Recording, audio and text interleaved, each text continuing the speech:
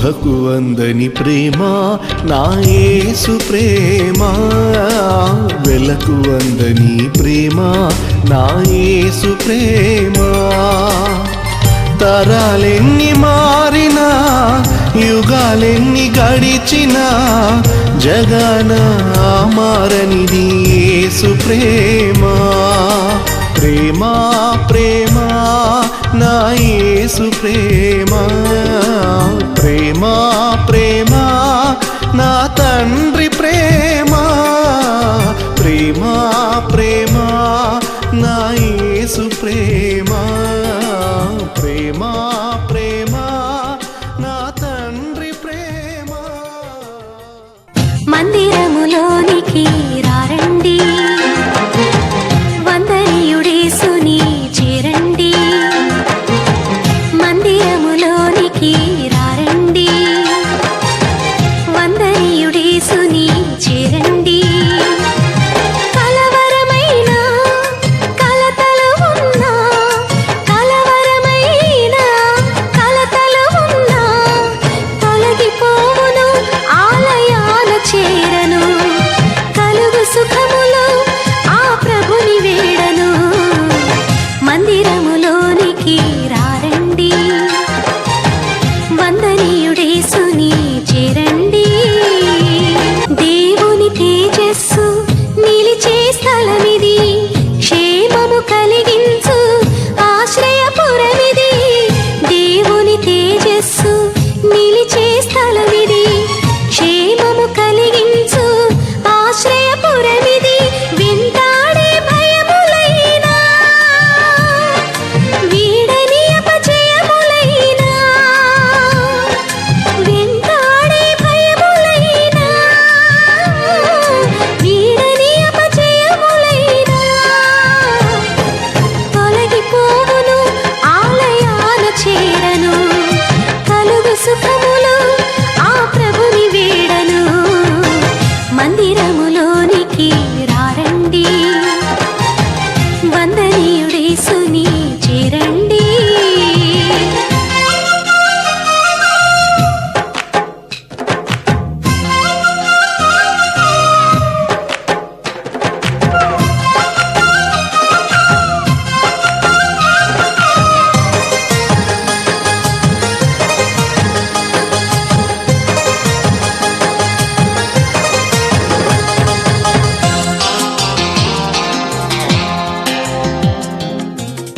అందరికీ దేవుడి పేట వందనాలు. మా నాన్నగారు అయిన reverend doctor P Pavan Kumar గారు వాక్యాన్ని అందిస్తారు. మనం అందరం వాక్యాన్ని దీవించబడదాం. పరిశుద్ధుడవు నాయన, ప్రేమగల మా తండ్రి యేసయ్య, మీకు వందనాలు ప్రభువా. గడిచిన ఆదివారం నుంచి సమయం వరకు నీ బిడ్డలైన మా అందరినీ మీరు రెక్కల కింద భద్రపరిచినందుకు వందనాలు ప్రభువా. మరి ఒకసారి నీ మాటలు వినే అవకాశాన్ని ఇచ్చారు ప్రభువా. ఎంతో దూరముల నుంచి ఆయన విజయవాడ నుంచి, అలాగే ఒట్లూరు నుంచి, ఏలూరు నుంచి, ప్రభువా కొత్తూరు నుంచి, ఆయన సత్రంపాడు నుంచి, అనేక ప్రాంతాల నుంచి నీ సన్నిధికి నీ మాటలు వినాలని ఆశ కలిగి వచ్చిన ప్రతి బిడ్డలను మీరు ఆశీర్వదించండి నాయన. ఈ సమయంలో ఎందుకు పనికిరాని నన్ను మీ సిలువ చాటున మరుగు చేసుకోనండి ప్రభువా. నాతోనూ నీ బిడ్డలతోనూ అందరితోనూ మీరే మాట్లాడండి. నన్ను మమ్మల్ని ఆశీర్వదించమని యేసయ్య అతి పరిశుద్ధ నామమున అడిగి వేడుకొనిచున్నాము తండ్రి, ఆమేన్. దేవునికి స్తోత్రం, హల్లెలూయా. కూడి వచ్చిన మీ అందరికీ మరి ఒకసారి వందనాలండి. ఈ సమయంలో పరిశుద్ధ గ్రంథంలో నుంచి దేవుని యొక్క మాటలు ధ్యానం చేద్దాం. పరిశుద్ధ గ్రంథంలో నుంచి దేవుని యొక్క మాటలు విందాం. కొత్త నిబంధన గ్రంథము కొలస్సీలకు రాసినటువంటి పత్రిక 2వ అధ్యాయము 7వ వచనం. ఆయన యందు వేరు పారిన వారై ఇంటివలే కట్టబడుచు మీరు నేర్చుకొనిన ప్రకారముగా విశ్వాసమందు స్థిరపరచబడుచు కృతజ్ఞతాస్తుతులు చెల్లించుట యందు విస్తరించుచు ఆయన యందుండి నడుచుకొనుడి. హల్లెలూయా. దేవునికి స్తోత్రం. చక్కటి పాయింట్లు దేవుడు ఈరోజు మనతో మాట్లాడుతున్నాడు. ఈరోజు మనకి అంశం ఏమిటంటే ఆయన యందు వేరు పారాలి, యేసునందు వేరు పారాలి. అర్థమవుతుందండి. ప్రియమైన ఏమిటారు, ఈ రోజున చాలామంది నామకార్థంగా దేవుని సన్నిధికి వచ్చేవాళ్ళు కనబడుతున్నారు. మా తాత దేవుడిని నమ్ముకున్నాడు, మా మామ నమ్ముకుంది, మా నాన్న నమ్ముకున్నాడు, మా అమ్మ నమ్ముకుంది, వాళ్ళందరూ క్రైస్తవులు, నేను కూడా క్రైస్తవుని అంటున్నారు. వాళ్ళందరూ చర్చికి వెళ్తారు, నేను చర్చికి వెళ్తాను అంటున్నారు. మేమందరం కూడా ఒకటే కులము, ఒకటే మతము, మా వీధిలోనే చర్చ్ ఉంది, మా పాస్టరే మా ఇంట్లో ఉన్నాడు, కాబట్టి మేము దేవుని బిడ్డలమే అంటూ ఉన్నారు. కానీ వాక్యం ఏం తెలియజేస్తుంది అంటే, తాతగారు బిషప్ అయినా, నాన్నగారు పాస్టర్ అయినా, ఇంట్లో ఉన్న అన్నయ్య సంఘ పెద్ద అయినా, ఎవరి భక్తి వారిదే. ఒకరి ఆశీర్వాదం ఇంకొకరికి రాదు. కానీ ఈ రోజున అందరూ అనుకోకుండా చెప్పే మాట, మా కుటుంబం అంతా దేవుని నమ్మింది, నేను దేవుని బిడ్డనే, మా కుటుంబం అంతా చిన్నప్పటి నుంచి చర్చికి వెళ్తున్నాం, నేను దేవుని బిడ్డనే అని చెప్తున్నారు. కానీ వాక్యములో ఆత్మీయంగా ఎదగలేకపోతున్నారు. అందుకనే ఇక్కడ వాక్యంలో మనం చదువుతున్నాం, ఆయన యందు వేరు పారిన వారై. ఎందుకని వేరు పారిన వారై అన్నారు అంటే, మనందరికీ వ్యవసాయం చేసేవారికి బాగా అర్థమవుద్ది, లేక మొక్కలు వేసేవారికి అర్థమవుద్ది. ఈ వ్యవసాయం చేసేవారు ఏం చేస్తారంటే, విత్తనాలు చల్లినప్పుడు ఆ విత్తనాలకి మొలక వస్తుంది. ఏమొస్తుంది? వరికి మొలక వస్తుంది. మనం చూస్తాము, మొలక వచ్చింది కాబట్టి ఈ విత్తనం బతికింది, వేసిన విత్తనాలన్నీ ఫలించినాయి, చక్కగా మొలకలు వచ్చినాయి, చక్కగా పెరుగుతున్నాయి, చక్కగా మనం నీరు పెట్టాలి, దానికి ఎరువు వేయాలి, స్పేర్ చేయాలి అని మనం చూస్తుంటాం. కానీ అసలైన విషయం ఏమిటంటే, మొక్క పైకి బతికింది, వచ్చింది అంటే అర్థం ఏంటంటే, కింద దానికి వేరు వెళ్ళింది, భూమిలోనికి వేరు వెళ్ళింది. భూమిలోనికి వేరు వెళ్ళబట్టే పైకి మొక్క చిగురు, ఈ వేరు ఎంతైతే లోపలికి వెళ్తుందో మొక్క అంతగా పెద్దదవుతూ ఉంటుంది. మీరు వ్యవసాయం చేసేటప్పుడు ఆ నాటినటువంటి ఆ గడ్డిని వెళ్ళి ఒక్కసారి అలా పీకి చూడండి. పీకి చూస్తే ఏమర్థమవుతుందంటే, వేర్లు లోపలికి వెళ్ళి ఉంటాయి. అసలు ఈ చెట్టు వేర్లు ఎంత బారున్నాయని పీకి చూడండి, ఆ వేర్లు ఒక జానడు బారు ఉంటాయండి, గడ్డికి ఉంటాయి. అంటే స్టార్టింగ్లో మొలక వచ్చినప్పుడు వేరు అంత బారు లేదు, ఎంత ఉంది? చిన్నగా ఉంది. మనం కూడా మొలకలు తింటాం, పెసలు, శనగలు, వాటిని మొలకలుగా మనం నానబెట్టుకుని కచ్చిపులో కట్టి తెల్లవారైన తర్వాత చూస్తే చిన్న వేరు వస్తుంది కదా.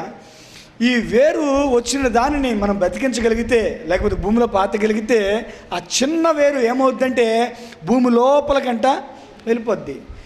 చెట్టు ఎంత పెద్దది అవ్వాలో ఈ వేరు డిసైడ్ చేస్తుంది.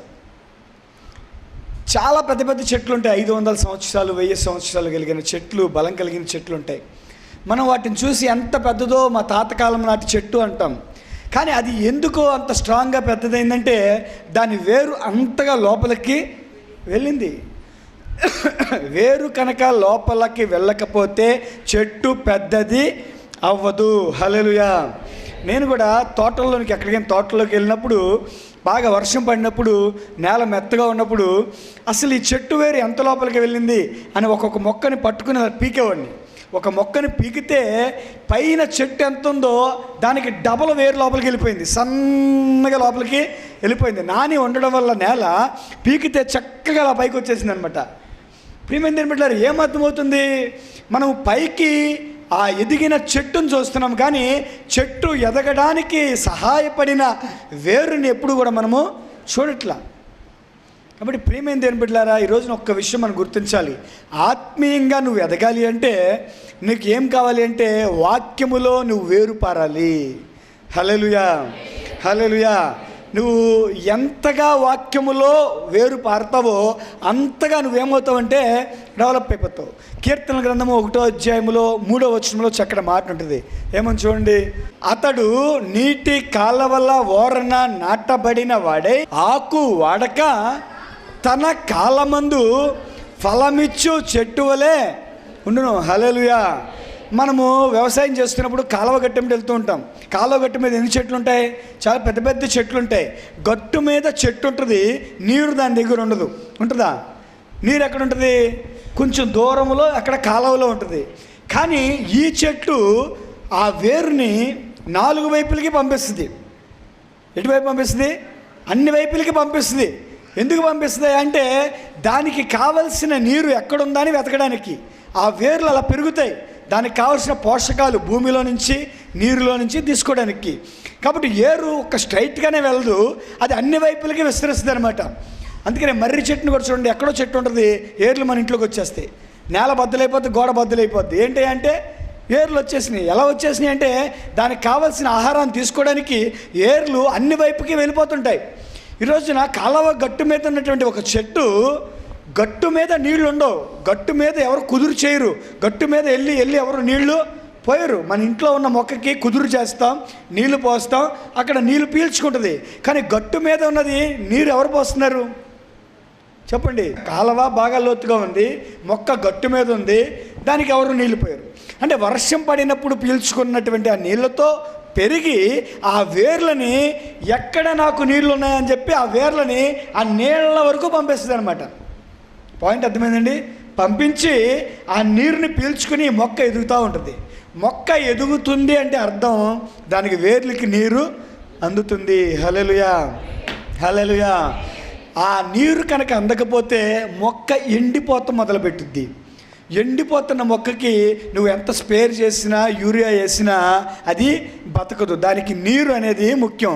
ఆ నీరుని అందించేది ఈ వేర్లు. దేవునికి స్తోత్రం, హల్లెలూయా. కాబట్టి ఆ గట్టు మీద ఉన్నటువంటి ఆ మొక్క ఆ కాలువలో ఉన్నటువంటి నీరు దగ్గరికి వేళ్ళని పంపించి నీరు తీసుకుని అది బలపడి పచ్చగా ఉండి ఆకులిచ్చి తన కాలమందు, రోజు కాసేద్దని చెప్పలా, తన కాలమందు, జామ చెట్టు జాంకాయల కాలంలో, మామిడి చెట్టు మామిడికాయల కాలంలో, చింత చెట్టు చింతకాయలు తన కాలమందు ఫలమిచ్చు చెట్టు వలె ఉండును. కాబట్టి ఈ రోజున నీవు నేను ఆత్మీయంగా అభివృద్ధి పొందాలి అంటే మనము కూడా వేరు పారాలి. అయ్యా మనం మొక్క కాదు కదా, మనం నడిచేస్తుంటాం, మనకి ఏర్లు ఎలాగా ఏమిటి అంటే ఆత్మీయముగా మనము వాక్యము అనేటువంటి ఆ శక్తిని తీసుకుని, వేర్లు అనేటువంటి రూట్ మనం వేసుకుని, వాక్యములో ఉన్నటువంటి ఆ శక్తిని తీసుకుని దైవ సేవకుడు చెబుతూ ఉండగా, వాక్యం చదువుతూ ఉండగా, నువ్వు ప్రార్థన చేస్తూ ఉండగా ఈ వాక్యమును నువ్వు లోతుల్లో నుంచి సారాన్ని నువ్వు తీసుకున్నట్టయితే నువ్వు ఆత్మీయంగా ఎదుగుతావు. హల్లెలూయా. లేదండి నేను ఇలా ఉంటున్నానండి, నా దగ్గరికే తెచ్చుకొని నీళ్ళు పోయండి, నేను పెరుగుతానండి అంటే ఎవడో నీళ్ళు పోయిపోతే ఏమవుద్ది? అడవుల్లో చెట్లు ఉంటే ఎవడన్నా వెళ్ళి నీళ్ళు పోతాడా చెప్పండి? నాకు చాలాసార్లు అదే డౌట్.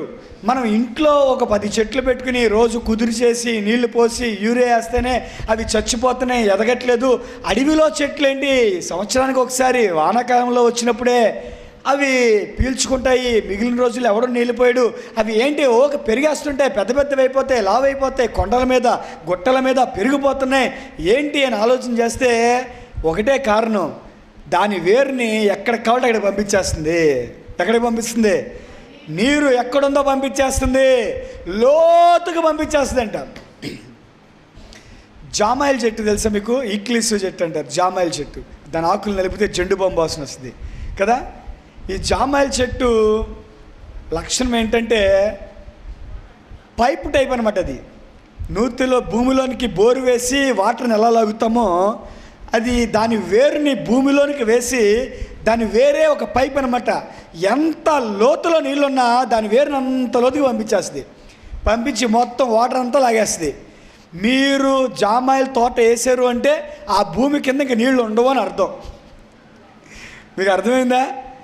భూమి కింద ఉన్న ఆ జలపాయ మొత్తం లాగేస్తుంది. ఒక తోటలో మీరు ఒక 300 చెట్లు వేస్తే ఆ తోటలో ఆ భూమి కింద ఇంక నీళ్లు లేవని అర్థం. ఎందుకని? మొత్తం పీల్చేస్తుంది, ఎక్కడెక్కడికి పంపించేస్తుంది ఏర్లు మొత్తం కూడా.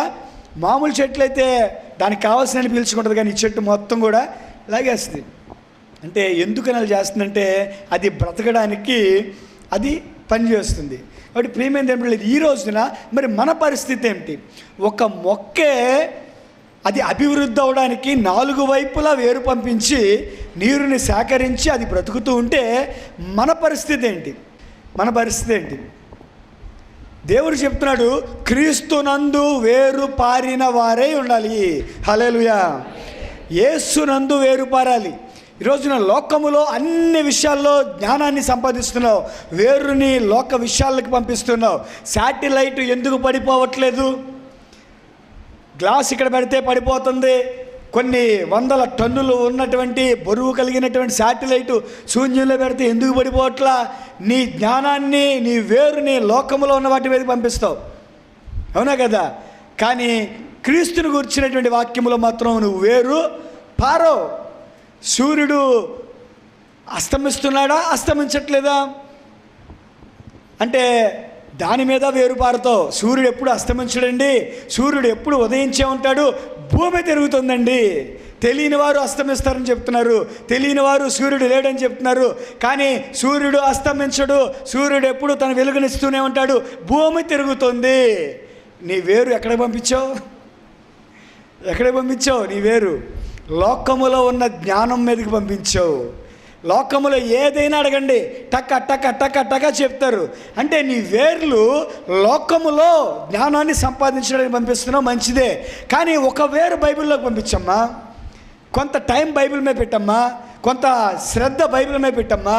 నీవు క్రీస్తునందు, యేసునందు ఏరు పారిన వాడివైతే నువ్వు ఆత్మీయంగా ఎదుగుతావు. ఎన్ని తుఫాన్లు వచ్చినా నీ చెట్టు పడదు. బుద్ధిమంతుడు బండ మీద కట్టిన ఇల్లు లాంటివాడు, బుద్ధిహీనుడు ఇసుక మీద కట్టిన ఇల్లు లాంటివాడు. ఒక రోజున గాలి తుఫాను బండ మీద కట్టిన ఇంటికి, ఇసుక మీద కట్టిన ఇంటికి, రెండిళ్ళ మీదకి వచ్చింది. కానీ ఏ ఇల్లు పడిపోలేదు. బండ మీద కట్టిన ఇల్లు ఎందుకు పడిపోలేదు? ఇసుక మీద కట్టిన ఇల్లు ఎందుకు పడిపోయింది? ఇసుక మీద కట్టిన ఇల్లు పునాది స్ట్రాంగ్గా ఉండదు, బండ మీద కట్టిన పునాది స్ట్రాంగ్గా ఉంటుంది. అనగా ఆ వ్యక్తి అతని విశ్వాసమును, అతని వేరును క్రీస్తులోనికి పంపించాడు. ఏంటి తుఫాను అనగా? శ్రమలు, కష్టాలు, బాధలు, అనారోగ్యాలు. ఇవి వచ్చినప్పుడు నీ వేరు క్రీస్తునందు పారకపోతే, నీ వేరు లోపలికి వెళ్ళకపోతే నువ్వేమవుతావు అంటే కుప్పకూలిపోతావు. పద్మగారు, తుఫాను వస్తున్నప్పుడు చెట్టు కింద ఎందుకు నుంచోకూడదు? రూత్ గారు, వర్షం వస్తే చెట్టు కిందకి వెళ్ళి నుంచుంటాం కదా మనం. వర్షం వస్తే బండిని చెట్టు కింద ఆపుతాం కదా, కారుని చెట్టు కింద పెడతాం కదా, పెట్టచ్చా? పద్మగారు చెప్పాలి. ఏం పడిపోతాయండి? కొమ్మలు పడిపోతాయండి. అమ్మ, మీ పక్కన ఆవిడ పేరు చెప్పండి. వెంకటలక్ష్మి గారు పక్కన ఆవిడ పేరేంటి? లక్ష్మి గారు. వర్షం పడుతుందిగా గబగబ గబగబ పరిగెత్తుకుని వెళ్ళిపోయి చెట్టు కింద దాక్కుంటాం కదా, దాక్కోవచ్చా? చెట్టు కింద దాక్కోవచ్చా? దాక్కోకూడదా? తడిసిపోతాం ఇంకా బయట ఉంటే పూర్తిగా. చెట్టు కిందకి వెళ్ళి చచ్చిపోతావా? ఎలాగా? ఏం పడిపోద్ది? చెట్టు పడిపోద్దా? మరి రూత్ గారు మీరు చెప్పండి, చెట్టు కిందకి వెళ్ళి బండి పెట్టచ్చా? చెట్టు కింద కారు పెట్టచ్చా వర్షం పడుతున్నప్పుడు? పెట్టకూడదు. బాగా చెప్పారు, ఇరిగి పడిపోద్ది. ఎందుకంటే దాని వేరు లోపల బలహీనమైపోయింది. వస్తున్న గాలికి తట్టుకోలేక ఆ చెట్టు వేళ్లతో సహా లేచి పడిపోద్ది. దానికి లోపలికి వెళ్ళిని పట్టు లేదు, ఏమవుతాయి? పడిపోద్ది. ఇరిగి చెట్టు కింద ఉన్నవాడి మీద పడిపోద్ది. కాబట్టి ప్రియమైన దేవుని బిడ్డలారా, నాకు వేరుందండి, నాకు వాక్యం తెలుసండి, ఏం చెప్పమంటారండి? చెప్తారు మీరు, కానీ వేరు పారట్ల పైపైన చెప్తారు, పైపైన. కాబట్టి ప్రియమైన దేవుని బిడ్డలారా, లోకంలో శ్రమలు, కష్టాలు, బాధలు, అనారోగ్యాలు, నిందలు ఇవి వచ్చినప్పుడు నీవు కనుక క్రీస్తునందు వేరు పారకపోతే ఖచ్చితముగా నీవు ఆత్మీయంగా పడిపోతావు, యేసయ్యని విడిచిపెడతావు, లోకములో కలిసిపోతావు. అందుకని యేసయ్య చెప్తున్నారు, ప్రతి వ్యక్తి యేసునందు వేరు పారిన వారై ఉండాలి. హల్లెలూయా. ఈ మధ్య జ్యోతిని అసలు మాట్లాడించలేకపోతున్నాం, జ్యోతిని కలపలేకపోతున్నాం. ఎందుకని చెప్పండి? ఏం మాట్లాడినా వాక్యంతో కొడుతుంది. ఏం మాట్లాడినా, జ్యోతి అంటే ఎవరు? సుధాకర్ భార్య.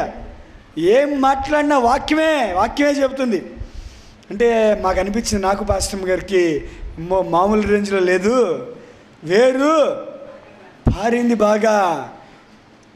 ఈ మధ్య శ్రావణి అంటుంది, ఏంటండి పాస్టర్ గారు, మన విశ్వాసులు ఎవరు ఏది చిన్న విషయం చెప్పినా మీరు ఎందుకు అంత సంతోషపడిపోతున్నారు అని అడుగుతుంది మొన్న సోమవారం. అంటే ఎందుకు సంతోషపడుతున్నాను అంటే మీ అందరి వేర్లు బాగా క్రీస్తునందు పారుతున్నాయి, బాగా జ్ఞానాన్ని సంపాదిస్తున్నారు. కాబట్టి మీరు వింటున్న దాన్ని బట్టి, మీకు వచ్చిన జ్ఞానమును బట్టి మీ మాటలు నేను వింటూ ఉంటే నాకు ఎంతో ఆనందం కలుగుతుంది. హల్లెలూయా. మన యేసుక్రీస్తు ప్రభువారి ఫోటోని ఏలూరు హెవెన్ ప్రేయర్ హౌస్ మందిరంలో పెడదామనుకున్నా. మన శివగారు చాలా ఫోటోలు తెచ్చిచ్చారు. ఆ ఫోటోలన్నింటినీ మేకులు కొడదామని మార్కు డ్రిల్ తీసుకొచ్చాడు. డ్రిల్ వేసి చక్కగా పెట్టాం. ఒక లామినేషన్ చేయబడిన యేసయ్య ఫోటో కూడా ఒకటి ఉంది ఇంట్లో. ఎందుకులే మొదలు పెడితే ఏమొస్తుంది, చర్చిలో పెట్టేద్దామని చెప్పి ఇక్కడ పెట్టండి, అక్కడ పెట్టండి, అక్కడ పెట్టండి అంటున్నాను నేను. ఈలో మార్కు వద్దండి, కుదరదండి. ఏంటండి ఇది? యేసయ్య ఉన్నాడు, పక్కన సిలువ ఉంది. ఒక పని చేయండి, యేసయ్య ఫోటో మీద మీ ఫోటో అంటించేయండి, సిలువ చాలండి.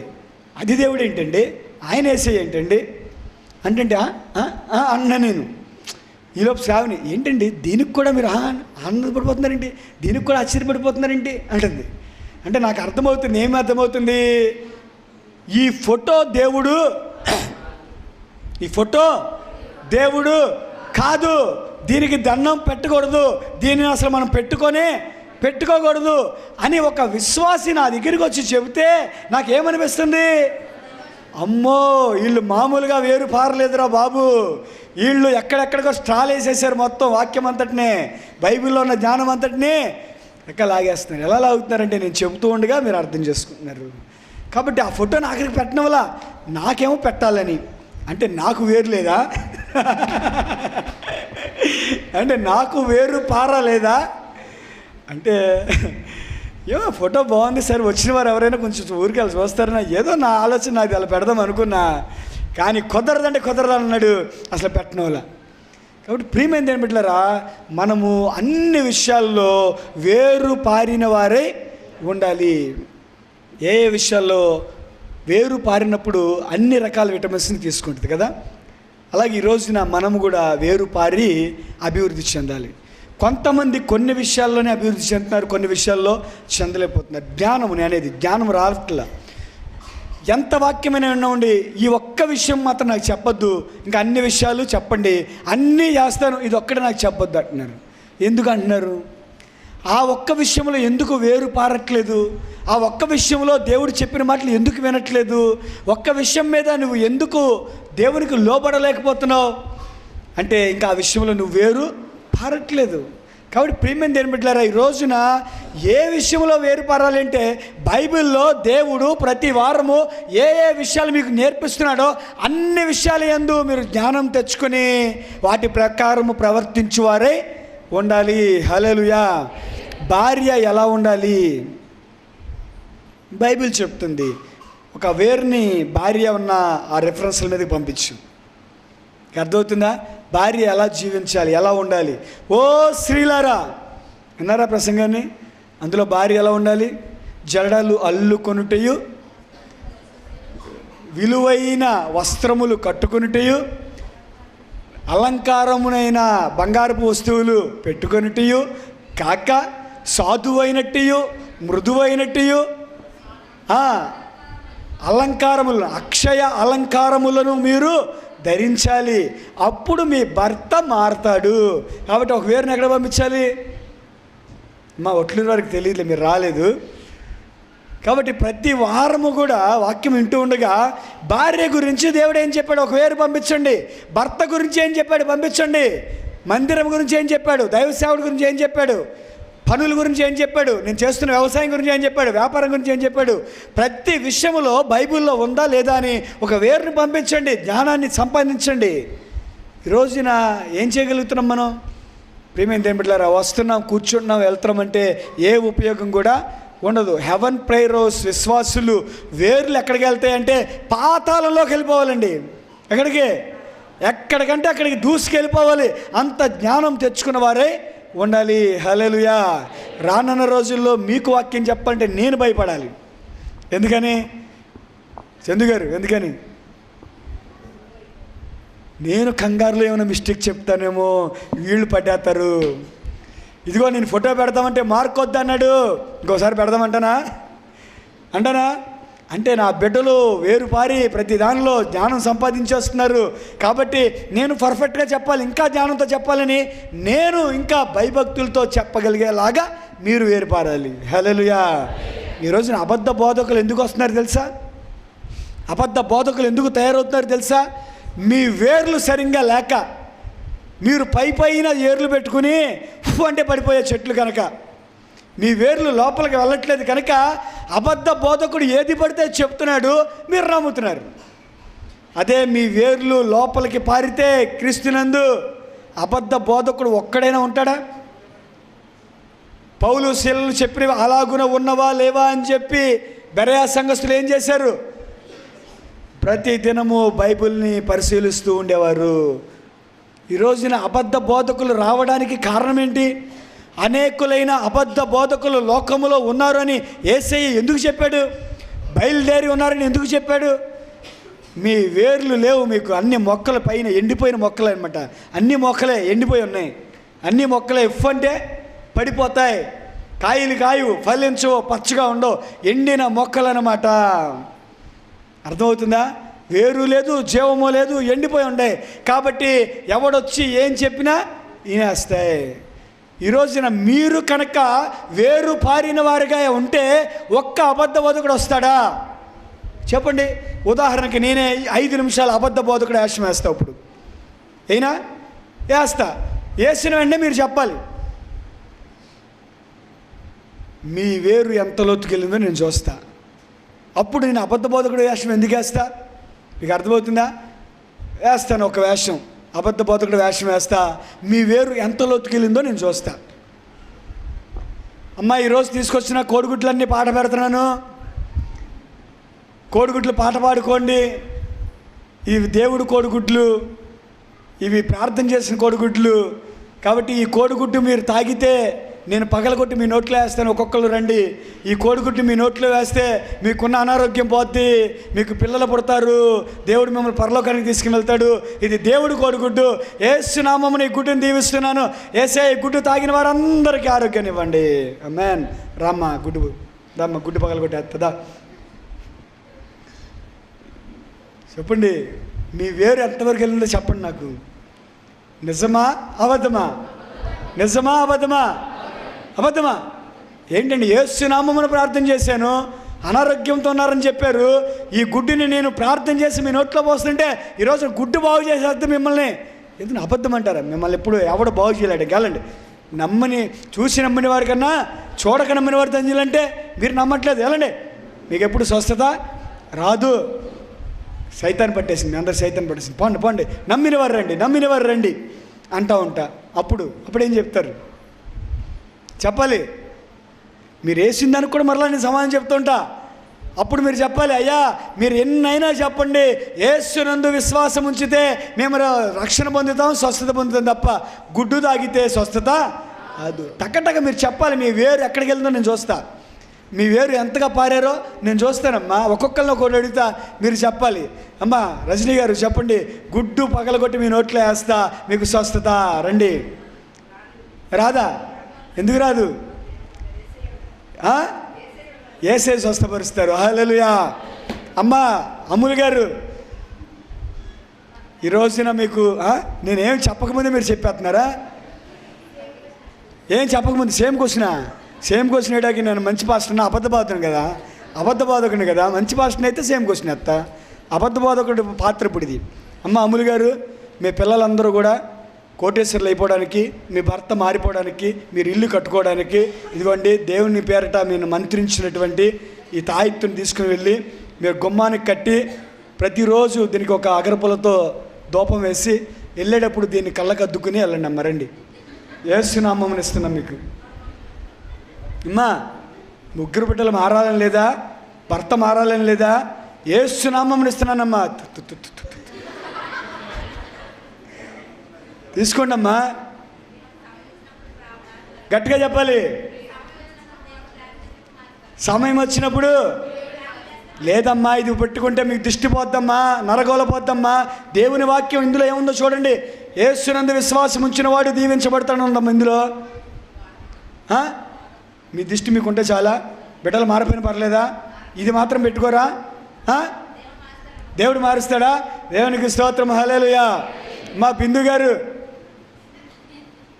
ఈరోజు నా బైబిల్ని 1500 రూపాయలకి అమ్ముతున్నాను. మా పాస్టర్ గారి బైబిల్ ఇది, పాస్టర్ గారు వాడిన బైబిల్ ఇది, పరిశుద్ధ బైబిల్. ఆల్రెడీ పేరే పరిశుద్ధ బైబిల్, కానీ పాస్టర్ గారు వాడింది ఇంకా పరిశుద్ధమైన గ్రంథము. ఇది మీ ఇంట్లో ఉంటే సర్వనాశనాలు పోతాయి, మీకు కలిసి వస్తుంది. గట్టిగా చెప్పాలి. ఆల్రెడీ ఇది పాస్టర్ గారు వాడిన బైబిల్ అమ్మా. అందులోనే ఒకటేనా? దేవునికి స్తోత్రం, హల్లెలూయా. మా 7 వారాలు హెవెన్ ప్రేయర్ రోజుకు వస్తే ఉద్యోగం వస్తుంది. రూతోళ్ళ అన్నయ్య గారు, ఈరోజున 7 వారాలు కనుక హెవెన్ ప్రేయర్ రోజులకి మీరు వస్తే కంటిన్యూస్గా మీకు మంచి ఉద్యోగం. టాటా ఫైనాన్స్ కాదు, ఈసారి అశోక లైలాండ్ ఫైనాన్స్లో వస్తుంది. ఈసారి ఇంకా మంచి కంపెనీలో వస్తుంది. మీరు నెలకి ₹1,00,000 శాలరీ సంపాదిస్తారు. 7 వారాలు మీరు హెవెన్ సంఘానికి రావాలి. ఒక్క వారం కూడా మిస్ అవ్వకూడదు. ఒక్క వారం మిస్ అయినా మరలా 7 వారాలు మొదలెట్టాలి. దేవుడు మిమ్మల్ని ఆశీర్వదిస్తాడు. ఈరోజు దేవుడు నాతో ప్రవచనాన్ని మీకు చెప్పిస్తున్నాడు. మీరు రండి అయ్యా. వస్తారా అయ్యా? 7 వారాలు రారా? ఎందుకు రారు? దేవుడిని నమ్ముకుంటే దేవునికి సార్ చప్పట్లు కొట్టలే. ఎవరికి చెప్పాలి? ఇంకా అబద్ధ బోధకుడి మాటలు ఎవరు వినట్లు, ఎవరికి చెప్పాలి? నిన్న వారం బాప్తీసం తీసుకున్న లక్ష్మి గారిని అడుగుతా, ఏమ్మా లక్ష్మి, చర్చికి వస్తున్నావు, నువ్వు చర్చికొచ్చి అలా వెళ్ళిపోతే దేవుడు దీవిచ్చేస్తాడు అనుకున్నావా? దేవుడే ఇదేనమ్మా, ఇక అర్థం కావట్లా. బాప్తీసం తీసుకున్నప్పుడు పాస్టర్ గారు రక్షణ కానుకోవాలి 500 ఇచ్చావా? రక్షణ కానుక ఇచ్చావా? రక్షణ కానుక ఇవ్వకపోతే పరలోకానికి వెళ్తావా? చెప్పమ్మా. రక్షణ కానుక అనేది ఒకటి ఉంది కదా, కాబట్టి 500 రూపాయలు ఇవ్వకపోతే పరలోకానికి వెళ్తావా? రామ్మ వచ్చి రక్షణ కానుక 500 ఇవి. యేసుక్రీస్తు ప్రభువారు అంతా నీకు చనిపోయి పరలోకానికి అర్హత నీకు ఇస్తే నువ్వు 500 రూపాయలు రక్షణ కానుక ఇవ్వా? 500 రక్షణ కానుక ఇవి. దేవుడు డబ్బులు అడగలేదా? పద్మ గారు, ఎవరు నా మాట అనట్లేదండి. పద్మ గారు, బండి కొనుక్కున్నారుగా మీరు, ఇంటికి వచ్చి పాస్టర్ గారితో బండి మీద చేయించుకొని ప్రార్థన చేయించుకోవాలండి. అప్పుడే ఆ బండికి ఆశీర్వాదం అండి. ఆ బండికి యాక్సిడెంట్లు అవ్వండి, బండి ఫైనాన్స్ కడతారండి, ఇంకా 2 బళ్ళు కట్టుకుంటారండి. మీరు పాస్టర్ గారిని పిలిచి బండి మీద చేయించుకొని ప్రార్థన చేయించుకోండి. బండికి ఉన్న దురాత్మలన్నీ పోతాయి. పదండి, వస్తున్నా నేను. ఏంటండి ఫోన్లో చేసినా? గట్టిగా చెప్పండి, వినబట్లా? ఫోన్లో చేసినా చాలా, బండి మీద చేయక్కర్లేదండి. బండి మీద చేయకుండా ప్రార్థన ఎలా అవుతుందండి? మీరు బండి ఎక్కెళ్తున్నారా? బండి తోలుతున్నారా? బండికి ఫైనాన్స్ ఉందా? ఫైనాన్స్ కట్టక్కర్లేదా? దాని మీద సిలువ వేసి కొబ్బరి నూనె తీసుకుని యేసు నామమున సిలువ వేస్తే బండిని ఎవడో గొద్దడు. పదండి, కానుక చేత్తో పట్టుకొని వస్తున్నాను. ఏమండి చెప్పండి అమ్మా. అలాగేనా? రమ్మంటారా? ఎక్కడి నుంచి చేసినా సరిపోతా. చప్పట్లు కొట్టిన అందరూ కూడా. వెంకటలక్ష్మి గారు, గేదె ఎన్ని లీటర్ల పాలు ఎత్తుందండి? యేసు రక్తమును, ఇదిగోండి ప్రార్థించేస్తున్నాను, యేసు రక్తమును వెళ్ళి గేదె నోటు మీద 2 చుక్కలు వేయండి. 4 లీటర్లు కాదు 6 లీటర్లు ఎత్తుంది. రండమ్మా రండి. యేసునామమున ప్రభా ఈ నూనెను దీవించండి ప్రభా. 2 చుక్కలు నాలుక మీద వేయగానే 6 లీటర్ల పాలు ఇవ్వాలి ప్రభా. వాళ్ళ అప్పులు తీరిపోవాలి ప్రభా. వాళ్ళు డాబా వేసుకోవాలి ప్రభా. వాళ్ళ బిడ్డలు కారులో తిరగాలి ప్రభా. యేసునామమున ఆమేన్. రండమ్మా రండి, తీసుకెళ్ళండి అమ్మా నూనె. ఏం నవ్వుతారేంటమ్మా? యేసునామమున ఎత్తండి, తీసుకెళ్ళరే. 6 లీటర్ పాలు ఇవ్వద్దా గేది?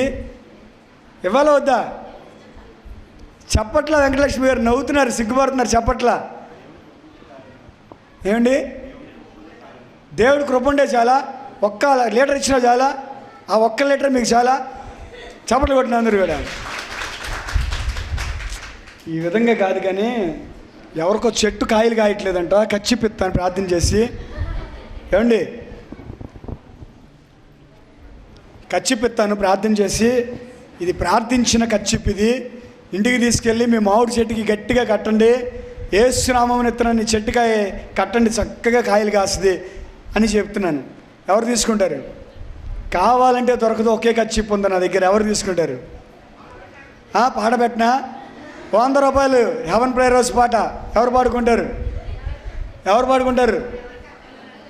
ఈ రోజున మీ ఇంట్లో మోడిపోయిన చెట్లు, కాయలు కాయని చెట్లు, నరికేద్దాం అనుకున్న చెట్లు ఏదైనా ఉంటే యేసు నామముని కచ్చిపు కట్టండి, వచ్చే సంవత్సరం గల కాయలు కాస్తాయి. అమ్మా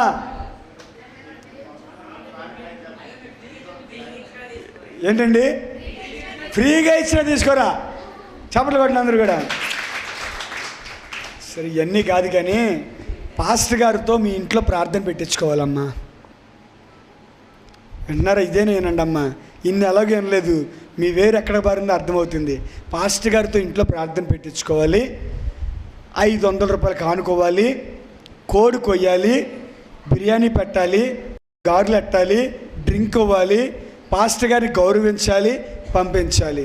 పాస్టర్ గారు దేవుడితో సమానము. మీరు కోడి కొయ్యకపోతే దేవుడు మీ పేక్ కోస్తాడమ్మా. కాబట్టి ఒక కోడి కొయ్యండి, పాస్టర్ గారు గౌరవించుకోండి, ప్రార్థన పెట్టించుకోండి, మీ ఇల్లు పాలు పొంగినట్టు పొంగుద్దమ్మా. కాబట్టి ఒక్కొక్కరు ఒక్కొక్క వారం పెట్టించుకోండి మీ ఇంట్లో, మీకు ఆశీర్వాదం. రేపు వారం ఎవరింట్లో పెట్టను? ఏమండి? వినపడట్లేదండి, వినపట్ల అంకుల్ గారు.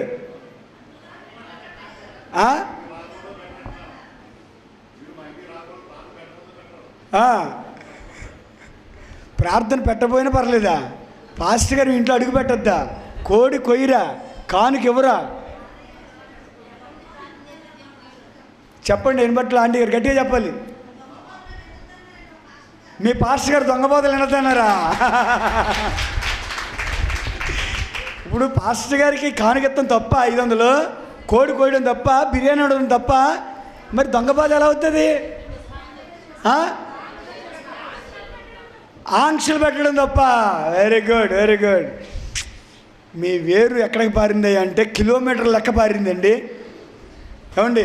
సరే, లాస్ట్గా 2 పాయింట్లు. అప్పులు ఉన్న వారందరూ కూడా ఒక పక్కకి రండి. అప్పులు ఉన్న వారందరి కోసం ప్రార్థన చేస్తున్నాను. యేసు నామమున మీ అప్పులన్నీ తీర్చబడుతున్నాయి. మీ అప్పులు తీరిన తర్వాత మీరందరూ కూడా వచ్చి దేవునికి కానుక వేయండి. మీ అప్పులు తీరడానికి 7 వారాలు కంటిన్యూస్గా దేవుని మందిరానికి రండి. ఎంతమందికి ఉన్నాయి అప్పులు? అందరికి ఉన్నాయా? 7 వారాలు హెవెన్ ప్రేయర్ హౌస్కి రండి, మీ అప్పులు తీరిపోతాయి. దేవునికి మంచి కానుకేయండి అమ్మ, దేవుడు మీ అప్పుల్ని తీర్చేస్తాడు. ఎంతమంది పెట్టించుకుంటారు? ఎంతమంది వస్తారు చెప్పాలి? అప్పు తీరడం ఇప్పుడు 7 వారాలు రావడం తప్పమ్మా? వస్తే వాక్యమే కదమ్మా వింటారు. 7 వారాలను అనుకుని రాకూడదా? మా ఆయన ముందు మానాలని 7 వారాలు వెళ్తే మాండా?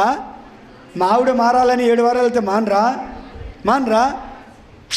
సరే, ఇవన్నీ కాదు కానీ పెళ్ళిళ్ళలో స్ప్రే మిషన్ ఉంటుంది కదా, బయట పెట్టేవారు ఎదురు సెంటు మిషను. అలాంటి మిషన్లో యేసు నూనెని, యేసు రక్తాన్ని, కొబ్బరి నూనె ప్రార్థన చేసి పెడతాను, స్ప్రే చేస్తుంటాను. అనారోగ్యంతో ఉన్న వారందరూ రండి. ఈ స్ప్రేలో మీరు తడవబడితే మీ అనారోగ్యం అంతా పోతుంది. వచ్చేవారం కొందాము. మీరందరూ కూడా నూనె పోస్తారు. మీరందరూ కూడా వరుసగా ఇలా వెళ్ళండి అమ్మా. ఇప్పటికే మనం ఆలస్యం చేసాము. ఇప్పుడే దేవుడు నాకు జ్ఞానాన్ని అందించాడు. కాబట్టి వచ్చేవారం మిషన్ కొందాము, నూనె పోద్దాము. అనారోగ్యంతో ఉన్న వారందరూ స్ప్రేలో తడుచుకుంటా వెళ్ళండి, దేవుడు స్వస్థత ఇస్తాడు. చేద్దామా? చెప్పాలి వద్దా? పోనీ అంత డబ్బులు లేకపోతే మంగళ షాపులో స్ప్రే కొడతాడు కదా తల మీద, అందులోనైనా నూనె పోసి కొడదాము, అప్పుడైనా మంచి ఆరోగ్యం వస్తుంది. దుర్గా గారు, మీకు ఒంట్లో బాగాలేదు కాబట్టి మీ మీద యేసు రక్తాన్ని కొబ్బరి నూనె రూపంలో కొడతాము అమ్మా. వచ్చేవారం తప్పనిసరిగా రండి. వస్తారు కదా? చెప్పండి అమ్మా, వినపడాలి. రారా? ఏ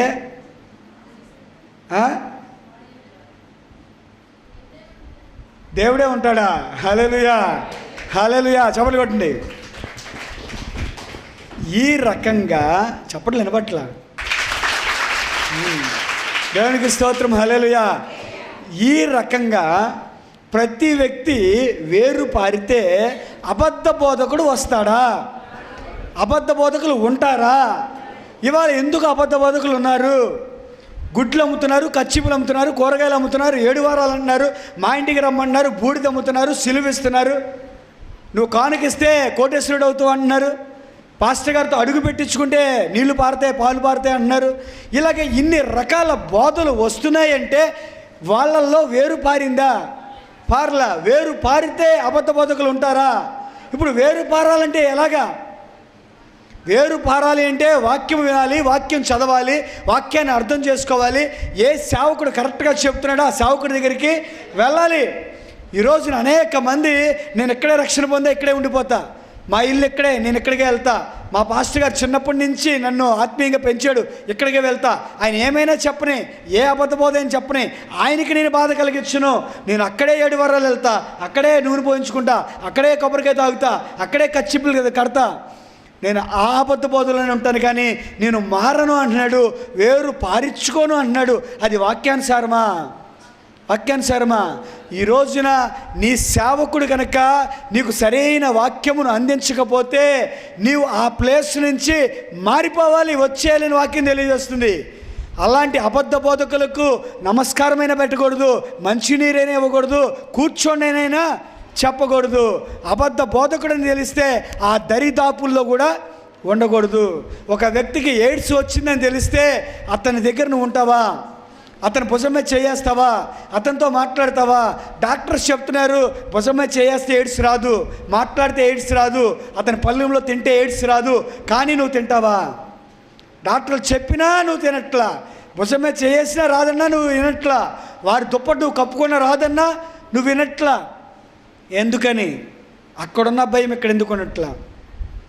అక్కడున్న భయం ఇక్కడ ఎందుకుంటలా? అంటే నీ శరీరాన్ని నువ్వు చూసుకున్నావు, కానీ నీ ఆత్మ నువ్వు చూసుకోవా? నీ ఆత్మ ఆత్మీయంగా ఎదగక్కర్లేదా? నీ ఆత్మ పరలోక రాజ్యానికి వెళ్ళక్కర్లేదా? ఈరోజున అనేక మంది మా పాస్టర్ గారు అబద్ధ బోధకుడు అని తెలిసి కూడా అక్కడే ఉంటున్నారు. ఈరోజున వాళ్ళందరినీ ఇక్కడికి వచ్చేమని నేను చెప్పట్లా. ఎక్కడ మంచి బోధ ఉంటే అక్కడికి వెళ్ళండి, ఎక్కడ సత్యమైన బోధ ఉంటే అక్కడికి వెళ్ళండి, ఎక్కడ ఆత్మీయంగా నడిపిస్తున్నారు అక్కడికి వెళ్ళండి. మీ వేరు బాగా పారినివ్వండి. క్రీస్తు నందు వేరు పారితే మీరు పరలోక రాజ్యానికి అర్హులవుతారు. అబద్ధ బోధలో ఉండకండి.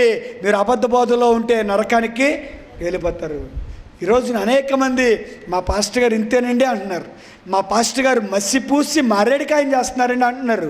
తెలుసుకున్నారు, అక్కడే ఉన్నారు. ఏమ్మా తెలుసుకుని కూడా ఎందుకు నువ్వు మానట్లా సంఘం? తెలుసుకుని కూడా ఎందుకు బయటికి రావట్లా? తెలుసుకుని కూడా నువ్వు ఎందుకు అక్కడే ఉండిపోతున్నావు అంటే నీకు దేవుని ఆశీర్వాదాల కన్నా పాస్టర్ గారు మెప్పు కావాలి. పాస్టర్ గారు ఏమనుకుంటాడో, పాస్టర్ గారు బాధపడతాడో.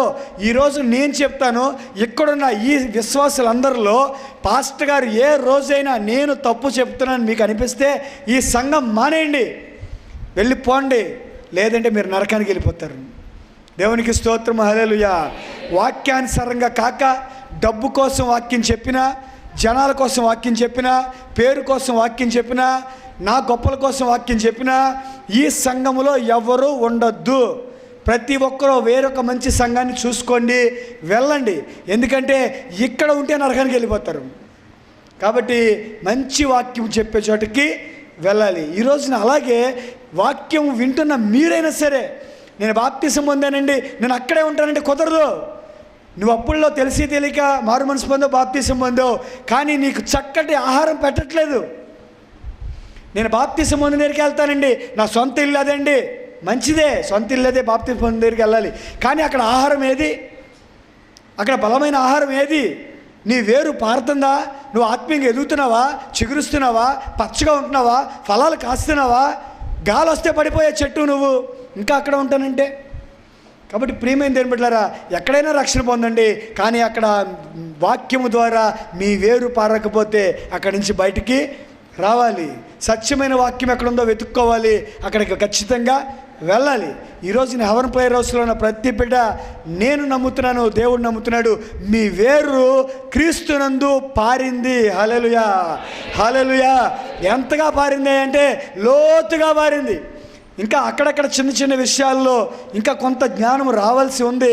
అక్కడికి కూడా మీ వేరు నేను పారనిస్తాను, వాక్యాన్ని మీకు నేర్పిస్తాను. మీ వేరు అక్కడికి కూడా వెళ్ళాలి. దేవునికి స్తోత్రం, హల్లెలూయా.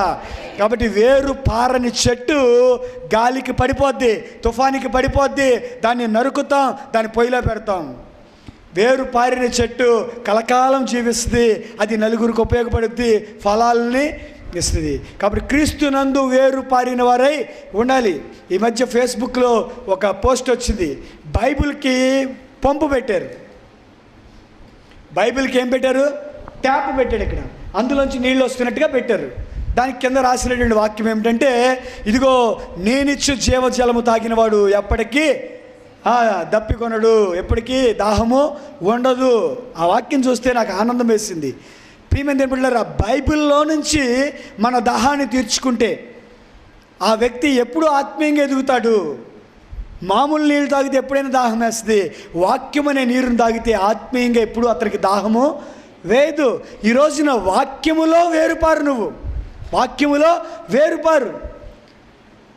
నువ్వు ఖచ్చితంగా అభివృద్ధి చెందుతావు. హాస్పిటల్ మంచం మీద ఉన్నా నీకు బాధ ఉండదు, అప్పుల పాలైనా బాధ ఉండదు, చచ్చిపోతున్నా బాధ ఉండదు, యాక్సిడెంట్ అయినా బాధ ఉండదు, ఎవరైనా నిందించినా బాధ ఉండదు. కానీ ఈ రోజున చాలా సందర్భాల్లో అనారోగ్యం వస్తే బాధ. ఈ వాక్యాలు చెబుతున్నా సరే చెప్పనవట్లేదండి విశ్వాసులు అంటున్న మాటలు ఏమిటంటే, అయ్యా ఇంత బలమైన వాక్యాలు మాకు చెప్పొద్దండి, అసలు చెప్పేవాడు లేడయ్యా అంటుంటే చెప్పేవాడిని ఆపుతున్నారు. మీకు అర్థమవుతుంది నాతో విశ్వాసులు చెప్తున్న మాటలు? అయ్యా మేము తట్టుకోలేమండి, మీరు చెప్పేవన్నీ సత్యాలండి, మీరు చెప్పేవన్నీ చక్కటి మాటలండి, అవి వింటే పరలోకానికి వెళ్తామండి, కానీ చెప్పకండి అయ్యా, మేము తట్టుకోలేమండి, మేము అంతగా విశ్వాసం కాదండి, మేము బలహీనులమండి. ప్రియమైన దేవుని బిడ్డలారా, అసలు చెప్పేవాడే లేడంటే చెప్పేవాడిని ఆపుతుంటే ఇంకా ఎవరు మిమ్మల్ని పరలోక రాజ్యానికి తీసుకువెళ్తారు?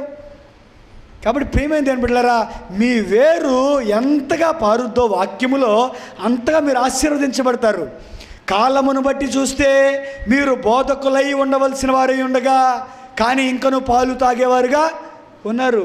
ఎందుకు కాలమును బట్టి చూస్తే బోధకులై ఉండాలి అంటే, ఇన్ని సంవత్సరాలుగా వాక్యం వింటున్న నీవు పాస్టర్ గారితో సమానముగా, పాస్టర్ గారికి ఉన్నంత జ్ఞానముతో నీవు తోటి విశ్వాసులకి, సంఘస్థులకి, గ్రామంలో ఉన్న వారికి, బంధువులకి వాక్యం చెప్పాలి. చెప్పగలుగుతున్నావా? నీవు వింటున్నావు, నీవు బలపడుతున్నావు, నీవు ఇంకొకరికి ఎందుకు చెప్పలేకపోతున్నావు? ఆ విషయంలో ఎందుకు నీకు వేరు పారట్లేదు? పాయింట్ అర్థమవుతుందమ్మా? నీవు వేరు పారావు, నువ్వు బలపడ్డావు, నువ్వు స్ట్రాంగ్ అయ్యావు, కానీ ఇంకొకరికి నువ్వు ఎందుకు చెప్పలేకపోతున్నావు? సర్వ సృష్టికి వెళ్ళండి, సర్వ సృష్టికి సువార్తని ప్రకటించండి అని దేవుడు చెప్పిన ఆ మాట దగ్గరికి నీ వేరు ఎందుకు వెళ్ళట్లేదు? నువ్వెందుకు చెప్పలేకపోతున్నావు? చెప్పింది చర్చిలోనే ఎందుకు మర్చిపోతున్నావు? ఎందుకు వివరించలేకపోతున్నావు? అంటే నువ్వు ఇంకా కొన్ని విషయాల్లో వేరు పారవలసిన వారే ఉన్నావు. కాబట్టి ప్రియమైన దేవుని బిడ్డలారా, ప్రతి ఒక్కరూ ప్రతి పాయింట్లో వేరు పారండి, ఆత్మీయంగా అభివృద్ధి చెందుతాము. హల్లెలూయా. అలాగే తర్వాత పాయింట్లో కూడా మనం చూస్తే, ఇంటి వలె కట్టబడుచు. షార్ట్గా మీకు చెప్పేస్తా, ఒక్కొక్క పాయింట్ 2 గంటల ప్రసంగం ఇది, కానీ ఈరోజు మీకు చాలా షార్ట్గా మీకు అందిస్తా. ఇంటి వలె కట్టబడుచు. ప్రతి వ్యక్తి ఇంటి వలె కట్టబడాలంట. ఇల్లు ఎలా కట్టబడుద్ది? స్టార్టింగ్ ముగ్గు తీసుకొస్తాం, ఏమేస్తాం? మార్కింగ్ వేస్తాం. హాగర్లో వాడు వస్తాడు, తవ్వుతాడు. తర్వాత మేస్త్రి గారు వస్తారు, రాడ్ బెండింగ్ వాళ్ళు వస్తారు, వాళ్ళు ఓసలు కడతారు, అందులో పెడతారు. తర్వాత మేస్త్రి గారు ఏం వేస్తారు? అందులో చిప్స్ వేస్తారు, సిమెంట్ వేస్తారు, పిల్లర్స్ని నిలబెడతారు. తర్వాత ఏమేస్తారు? పునాది వేస్తారు, బీమ్ వేస్తారు. భూమి మీద ఏమేస్తారు? సిమెంట్ రాళ్ళు కానీ ఇటుక రాళ్ళు కానీ తీసుకొస్తారు. ఒక్కొక్క ఇటుకరాయి కడతారు. ఇక్కడ దేవుడు కూడా అదే చెప్తున్నాడు, ఇంటి వలె మీరు కట్టబడాలి. ఇల్లు ఏమి తెల్లారేపటికల్లా రాలేదండి.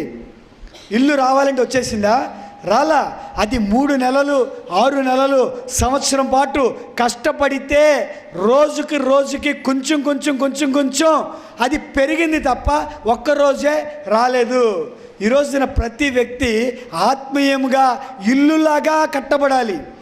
రక్షణ పొందిన రోజున నీవు పునాది వేయించుకుంటే 2వ రోజున, 3వ రోజున, వచ్చే నెల, వచ్చే సంవత్సరం నీ మీద కట్టబడుతూ ఉండాలి. లక్ష్మి గారు ఏమవ్వాలి? కట్టబడుతూ ఉండాలి. ఈ రోజుకి వేసిన పునాదే వచ్చే సంవత్సరం కూడా ఉంటే ఏమంటారు జనాలు?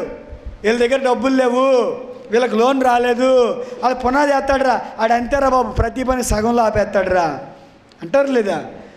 దేవుడు కూడా అదే చెప్తున్నాడు, మీ దగ్గర ఇల్లు కట్టడానికి ఎంత డబ్బులు ఉన్నాయో చూచుకుని కదా దిగుతారు. సగములో వదిలితే అవమానం మీకు కలగదా? అంటే ఈ రోజున మీ స్థితి రేపు ఆ స్థితిలాగా ఉండకూడదు. ఈ రోజున ఆత్మీయంగా ఎలా ఉన్నారు, వచ్చే సంవత్సరం ఎలా ఉన్నారు? ఈ రోజున భీము వేసాం, రేపొద్దున భీము మీద ఏం కడతాం? ఇటుక రాళ్ళతో కడతామా కట్టమా? 3 అడుగులు ఎత్తి కట్టేసాం. తర్వాత దాని మీద ఏం పెడతాం? కిటికీలు పెడతాం పెట్టమా? పెట్టేసాం. తర్వాత కొన్ని రోజులకి ఏం పెడతాం? మళ్ళీ భీము వేస్తామా లేదా? దానిపైన ఏం చేస్తాం? సెంటర్కి పెడతామా లేదా? అంటే స్టెప్ బై స్టెప్ ఇల్లుని ఏం చేస్తున్నాం మనం? కడుతున్నామా పడగొడుతున్నామా?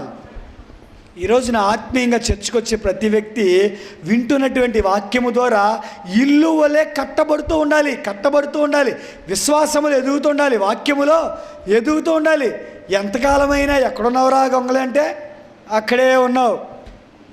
ఎంతకాలమైనా ఏమీ తెలీదు. ఆదికాండం 1వ అధ్యాయం తీయమంటే బైబిల్ మొత్తం తిప్పుతుందమ్మా ఒక ఆవిడ. ఆదికాండము 1వ అధ్యాయం తీయమంటే బైబిల్ మొత్తం ఇలా అంటుంది. ఏమనాలి? ఏరు పారిందా? పునాది కట్టబడుతుందా? స్లాబ్ వరకు వచ్చిందా? చెప్పండి. పేజీ నెంబర్ ఎంత చెప్పండి అంది ఆఖరికి. ఆదికాండం 1వ అధ్యాయం తీయమంటే 192వ పేజీ అన్నాడు ఈ పాస్టర్ గారు. ఏమండి, కట్టబడుతున్నామా? చెప్పాలి చేయరాజు. ప్రతి వ్యక్తి ఏమవ్వాలి? దినదినము కట్టబడాలి. వాక్యముతో కట్టబడాలి. పోయిన సంవత్సరం విశ్వాసానికి ఈ సంవత్సరం విశ్వాసానికి తేడా కనబడాలి.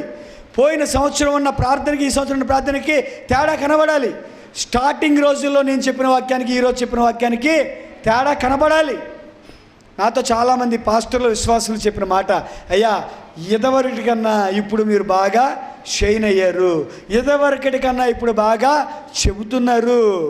ఏంటి ఇదివరకటి కన్నా ఇప్పుడు ఏంటి? అప్పుడు చెప్పా ఇప్పుడు చెప్పాగా. ఏంటి ఇదివరకటికి ఇప్పటికి అంటే అప్పుడు పునాది వేయబడి ఉంటే ఇప్పుడు స్లాబ్ వేయబడి ఉంది. మీ విశ్వాసం అప్పుడు పునాది అయితే ఇప్పుడు స్లాబు. మీరు అంతగా కట్టబడ్డారు. హల్లెలూయా. కాబట్టి ప్రియమైన దేవుని బిడ్డలారా, వేరు పారాలి, బిల్డింగ్ లాగా కట్టబడుతూ ఉండాలి. ఎన్ని రోజులే నేను అక్కడే ఉంటానంటే ఆఖరికి జేసీబీ తీసుకొచ్చి ఆ పునాది కూడా పీకబడేసి కొత్త పునాది వేస్తాం అక్కడ. అవునా కదా? ఎవడో వేసిన పునాది మీద ఇల్లు కడతామండి. ఈడ లోపలికి దింపాడో లేదో, ఎన్ని అడుగులు లోపల వేసాడో, అసలు ఏనుగు పాదాలు వేసాడో లేదో, అసలు బలుబులు వేసాడో లేదో, తీ కొత్త పునాది అంటారనరా. కాబట్టి ప్రియమైన దేవుని బిడ్డలారా, వేరు పారాలి. క్రీస్తునందు ప్రతి వ్యక్తి ప్రతి వచనాన్ని అర్థం చేసుకుంటూ ఆత్మీయంగా ఎదగాలి. అలాగే ఇల్లు కట్టబడినట్టుగా ఆత్మీయంగా ఎదగాలి. తర్వాత పాయింట్, మీరు నేర్చుకున్న ప్రకారముగా విశ్వాసమునందు స్థిరపడుచు. చాలండి. ప్రతిరోజు ప్రతి వారము నేర్చుకుంటున్న ప్రకారముగా విశ్వాసములో స్థిరపడాలి. ఎన్నో వెళ్ళిపోయాం అంతే, అయిపోయింది. ఇంకా విశ్వాసం అనేది ఎప్పుడు వస్తుంది? క్రీస్తుని గూర్చిన మాటలు వింటే విశ్వాసం వస్తుంది. యేసయ్య మాటలు వింటే విశ్వాసం వస్తుంది. మీరు నేర్చుకుంటున్న దాన్ని బట్టి మీ విశ్వాసము దినదినము పెరుగుతూ ఉండాలండి. దినదినము. ఈ రోజున ఎవడైనా వచ్చి నిన్ను పొడిస్తే ఏం చేస్తావు అంటే అప్పుడు మనం ఏం చెప్పాలి? చచ్చిపోతానండి, పరలోకానికి వెళ్తానండి. ఏమవ్వాలి మన విశ్వాసం? అంతేగాని వెంటనే ఆ కత్తి లాక్కొని నేను ఆడిని పొడుస్తానండి, ఆడు ఒకటి పొడిస్తే నేను 2 పొడుస్తానండి, నా చేత కాదా ఏంటండి? కాదు. ఎలా ఉండాలి? విశ్వాసము స్థిరపడినవారు. డాక్టర్ గారు వచ్చి, విజయ్ నీకు 2 రోజులేనమ్మా అన్నారు. ఏంటండి మరి అంత టైం పెట్టేసారు? ఒక్కరోజైతే బాగుండేది కదండి. ఒక్కరోజైతే బాగుండు, 2 రోజులు బతుకుతానన్నారు ఏంటండి? ఒక్కరోజు అనండి డాక్టర్ గారు. దేని మీద స్థిరపడితే? విశ్వాసంలో స్థిరపడితే. చెంప చెల్లమనిపించి డాక్టర్ని, ఎవడరా నువ్వు డాక్టర్వేనా? అసలు నువ్వు చదువుకున్నది బతికిస్తాగా చంపడాగా? నువ్వు బతికిచ్చాగా చంపడానికా? 2 రోజులు అంటావండి, చేతగా అవుతాపా ఇంకో డాక్టర్ని పిలిపించుకుంటా, నన్ను బతికిచ్చేవాడిని అంటే విశ్వాసం అని స్థిరపడినట్ట? చెప్పండి, స్థిరపడినట్ట కాదు. వారు చెప్పాల్సిన వారు చెప్పారు. నీ విశ్వాసాన్ని నువ్వు స్థిరపరచాలి. అంటే నువ్వు ఏ రేంజ్లో విశ్వాసంగా ఉన్నావు? చావు అంటే ఎలా ఉన్నావు, బాధలంటే ఎలా ఉన్నావు, అప్పులంటే ఎలా ఉన్నావు, నిందలంటే ఎలా ఉన్నావు, అనారోగ్యం అంటే ఎలా ఉన్నావు, నీ భర్త విడిచిపెడతానంటే ఎలా ఉన్నావు, నీ భార్య తిడుతుంటే ఎలా ఉన్నావు, నీ విశ్వాసం ఎలా ఉంది? అసలు విశ్వాసంలో ఏమవ్వాలి? స్థిరపడాలి. కాబట్టి ఇవన్నీ ఎప్పుడు తెలుస్తాయి అంటే ఆ టైం వచ్చినప్పుడు తెలుస్తాయండి. ఆ టైం వచ్చినప్పుడు తెలుస్తాయి. కాబట్టి ఉద్యోగం రాలేదని యేసేని విడిచిపెట్టినా, పెళ్లి టయానికి అవ్వలేదని యేసేని విడిచిపెట్టినా, ఇల్లు లోన్ రాలేదని యేసేని విడిచిపెట్టినా, ఈరోజు లోకంలో అనేక మందిని నేను చూస్తున్నాం. ఎందుకు విడిచిపెడుతున్నారంటే ఈ కారణాలు చెప్తున్నారు. అంటే వారి విశ్వాసము స్థిరపరచబడిందా? చెప్పండి, స్థిరపరచబడిందా? సుధీర్ గారు, గేదె పుట్టింది మొన్న మీకు, అది పిల్ల పుట్టింది, అది ఆడదోడ కాకుండా మొగద పుడితే ఏం దేవుడివయ్యా బాబు నువ్వు, ఇప్పటికే పాలు సరిపోవట్లేదు కదా అనుకుంటే మళ్ళీ ఆడదోడ కాక మొగదోడిని ఇచ్చావు, దీన్ని ఏం చేసుకుంటారా బాబు నేను? అదే ఆడదోడ పుడితే పిల్ల పాలైనా ఇచ్చేది, అమ్మితే ఎవడైనా కొంటాడు. ఇది పాలు ఇవ్వదో, అమ్మితే ఎవడో కొండో. ఇదేనమ్మా మన ప్రార్థన. యేసయ్య మనకి ఇదేనమ్మా చేసింది. పాస్టర్ గారు ఏం ప్రార్థన చేశారు? పదమ్మా పద, ఇంకా చాలులే చర్చికి వెళ్తాను, రెడీ అవుతున్నా కానీ ఇంట్లో కూర్చో అన్నారు అనుకోండి. అనరు ఆయన, అలాగో అన్నారు అనుకోండి. విశ్వాసమందు స్థిరపడినట్ట. అసలు ఈ దోడేంటి, అసలు ఈ గేదె చచ్చిపోయినా నాకు అసలు బాధే. చెప్పండి సుధీర్ గారు, నాకు బాధే లేదు. నా విశ్వాసం గేదె ఉంటేనో పాలు ఇస్తేనో ఆడదోడ పుడితేనే కాదు నా విశ్వాసము, చచ్చిపోతే పరలోకానికి వెళ్తాననేదే నా విశ్వాసము. హల్లెలూయా, హల్లెలూయా. కాబట్టి లోకము మీద కాదండి మా విశ్వాసం, భూమి మీద కాదండి మా విశ్వాసం, ఈ యుగ సంబంధమైన వాటి మీద కాదండి మా విశ్వాసం. మా విశ్వాసం పరలోకం మీద, పరలోక రాజ్యానికి వెళ్తానండి అన్నట్టుగా ఉండాలి అని దేవుని యొక్క వాక్యం తెలియజేస్తుంది. నీవు వేరుపారాలి క్రీస్తునందు, నీవు ప్రతి దినము ఇల్లు కట్టబడినట్టుగా నువ్వు ఆత్మీయంగా ఎదుగుతూ ఉండాలి. నీ విశ్వాసము స్థిరపరచబడాలి. తర్వాత పాయింట్, కృతజ్ఞతాస్తుతులు చెల్లించుటయందు విస్తరించాలంట. హల్లెలూయా. కృతజ్ఞతాస్తుతులు చెల్లించుటయందు విస్తరించాలి. చాలామంది ఒకసారి రెండుసార్లు చెప్పి ఆపేస్తారు. యేసే మంచి ఆరోగ్యం ఇచ్చాడండి, ఆమేన్, అయిపోయింది ఇంకంతే. మళ్ళీ సంవత్సరం వరకు సాక్ష్యం ఉండదండి. ఇందాక శ్రావణి చెబుతూ ఒక మాట అంది, నా జీవితం మొత్తంలో ఇదే మొదటి సాక్ష్యం అండి. అమ్మా అన్నావా? పోనీ తెలిసి తెలియక చెప్పావు, చాలా సంతోషం. ఇవాళ నుంచి ఏం చేయాలి తెలుసా? కృతజ్ఞతాస్తుతులు చెల్లించుటయందు విస్తరించాలంట. ప్రతి వ్యక్తి కూడా దేవుడు మీ పట్ల చేసిన మేలులని సాక్ష్యములు చెప్పుటయందు విస్తరించాలి. అది మందిరములోనే కాదు, మీ చుట్టాల దగ్గరే కాదు, మీ గ్రామములోనే కాదు, మీరు పనిచేస్తున్న చోటే కాదు, అన్ని చోట్ల చెప్తూనే ఉండాలి. హల్లెలూయా, హల్లెలూయా. అమ్మ శ్రావణి, నువ్వు చెప్పాలి, ఈరోజు నేను చదువుతున్నానంటే ఆ దేవుడే కారణం అని చెప్పాలి. ఎక్కడ? చర్చిలో చెప్పావు, అయిపోయింది అనుకోకు. స్కూల్లో మీ ఫ్రెండ్స్ దగ్గర చెప్పు, నేను చదువుతున్నానంటే కారణం యేసయ్య. మా డాడీ మా మమ్మీ నన్ను చదివి ఆపేయమన్నారు, కానీ దేవుడు మరలా వాళ్ళకి మంచి మనసు ఇచ్చాడు, చదివినిస్తున్నాడు. కాబట్టి దేవుడు కృప. అలాగే చుట్టాల దగ్గర, అలాగే ఎక్కడికి వెళ్తే అక్కడ ప్రతి వ్యక్తి దేవుడు చేసిన ప్రతి మేలుల్ని కృతజ్ఞత దేవునికి చూపించడంలో విస్తరించాలి. మావయ్య గారు, పూర్ణచంద్ర గారు, మీరు చెప్పేశారు కదా, యేసయ్యని కనుక కానుక అనుకోకూడదు. ఎక్కడికి వెళ్తే అక్కడ, ఇదిగో మొన్న మా ఇంట్లో ఒకడు చచ్చిపోయేవాడు, కానీ దేవుడు చచ్చిపోనికుండా చేశాడు. దేవుడు నా పక్షాన ఉన్నాడు, మీ పక్షాన ఉంటాడు అని ఎప్పటికప్పుడు దేవునికి ఏం చేయాలి? కృతజ్ఞతాస్తుతులు చెల్లించుటలో విస్తరించాలండి, విస్తరించాలి. చాలామంది నోటికి స్టాప్ వేసుకుంటారు, స్టాప్లర్ గమ్ము పెట్టుకుంటారు. డిసెంబర్ 31వ తారీఖు రాత్రి గమ్ము బీగుతానండి అంటారు. ఈ మధ్య ఏదో కొత్తగా చెప్పారు, సాక్ష్యం చెప్తే కానుకేయాలని. ఇంకా నేను ఎక్కడ చెప్తానండి బాబు అంటారు. సాక్ష్యం చెప్తే కానుకని పెట్టారు, ఇదొక కానుకేయాలి, వాక్యం అయిన తర్వాత ఒక కానుకేయాలి, మరలా దశంభాగం ఒక కానుకేయాలి. ఇన్ని ఎక్కడ వేస్తాం కానీ మూడింటికి కలిపి కొడతామండి మేము. ఏమండి ప్రియమైన దేని బిడ్డలారా, ఈరోజున కృతజ్ఞతాస్తుతులు చెల్లించుటలో ప్రతి విశ్వాసి విస్తరించాలి. సిగ్గు అనేది పడకూడదండి, సిగ్గు పడకూడదు. ఈరోజు నేను చెప్తాను, లేచి నడవగలుగుతానంటే దేవుడు చూపించే కృప.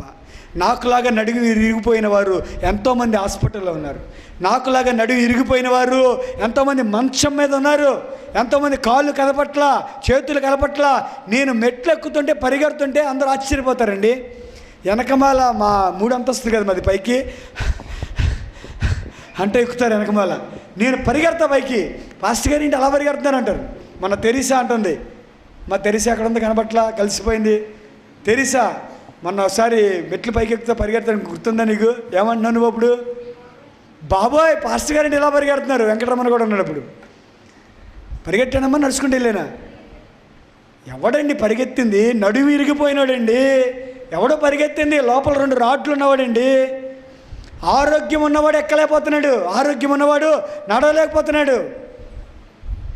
మరి ఈరోజు నేను పరిగెత్తానంటే అది ఎవరిచ్చిన కృప? దేవుడిచ్చిన కృప. కాబట్టి నేను సాక్ష్యం చెప్పడంలో ఎంతగా విస్తరించాలి, ఎంతగా విస్తరించాలి చెప్పాలి. ఎక్కడ పడితే అక్కడ చెప్పాలి. హాస్పిటల్కి వెళ్తే ఏం చెప్పాలి? అమ్మా నేను కూడా ఇలా పడుకోవాల్సిన వాడిని, ఇదిగో దేవుడు నన్ను లేపి నిలబెట్టాడు, మిమ్మల్ని లేపి నిలబెడతాడు, దేవుడు గొప్పడు. అలాగే బయట చుట్టాలింటికి వెళ్ళినప్పుడు చూడండి, దేవుడు నా పట్ల కార్యం చేశాడు, మీ పట్ల చేస్తాడు. దేవుడు నమ్ముకోండి, దేవుడు గొప్పడు. మన నోటి వెమ్మట ఎప్పుడు కూడా ఏం రావాలి? ఎప్పుడు కృతజ్ఞతాస్తుతులే దేవునికి రావాలండి. చాలామంది వాళ్ళ డబ్బాలు కొట్టుకుంటారు. నేను అంత గొప్ప అనుకుంటున్నారు. అసలు ఈ సూట్ అసలు ఎక్కడ దొరకలేదు తెలిసేది. విజయవాడ కాళేశ్వరం మార్కెట్లో 20 షాపులు దొరికిందండి. నేను కాబట్టి కొన్నా. ఈ కలర్ మీకు అక్కడ ఉందా అని నా డబ్బా నేను కొట్టుకోవడంలో మునిగిపోతున్నా. మీకు అర్థమవుతుందా? ఎవడికి వాడు సొంత డబ్బాని ఎలా కొట్టుకోవాలి, ఎలా గొప్ప చేసుకోవాలి, ఎలా పొగిడించుకోవాలి. ఒక్కడైనా యేసుని పొగుడుతున్నాడా? యేసు అన్న మాట నోటేమిటి వస్తుందా? యేసుకి కృతజ్ఞతాస్తుతులు చెల్లిస్తున్నారా? ప్రియమైన దేవుని బిడ్డలారా, అన్ని విషయాల్లో మనం ఎదురున్నాం యేసే అనుకుంటున్నాడు. కానీ యేసే చెప్తున్నాడు, కృతజ్ఞతాస్తుతులు చెల్లించుటలో మీరు విస్తరించాలి. హల్లెలూయా. ఆఖరి పాయింట్, ఆయన యందుండి నడుచుకొనుడి. ఈ రోజున యేసే ఎలా నడిచాడో నీవు అలా నడవాలి. నేనే మార్గం అన్నాడు, నేనే సత్యం అన్నాడు, నేనే జీవం అన్నాడు. అలా చెప్పినవాడు దేవుడు మాత్రమే, అది యేసయ్య మాత్రమే. కాబట్టి ఆయన ఎలా నడుచుకున్నాడు అలా మనం నడుచుకోవాలి. ఆయన మాట ఎలా ఉంది ఆయన మాట, ఆయన చూపు ఎలా ఉంది, ఆయన ప్రవర్తన ఎలా ఉంది? నడుచుకోవడం అంటే ఏంటి? ఆయనతో పాటు సమానంగా వేయడం కాదు.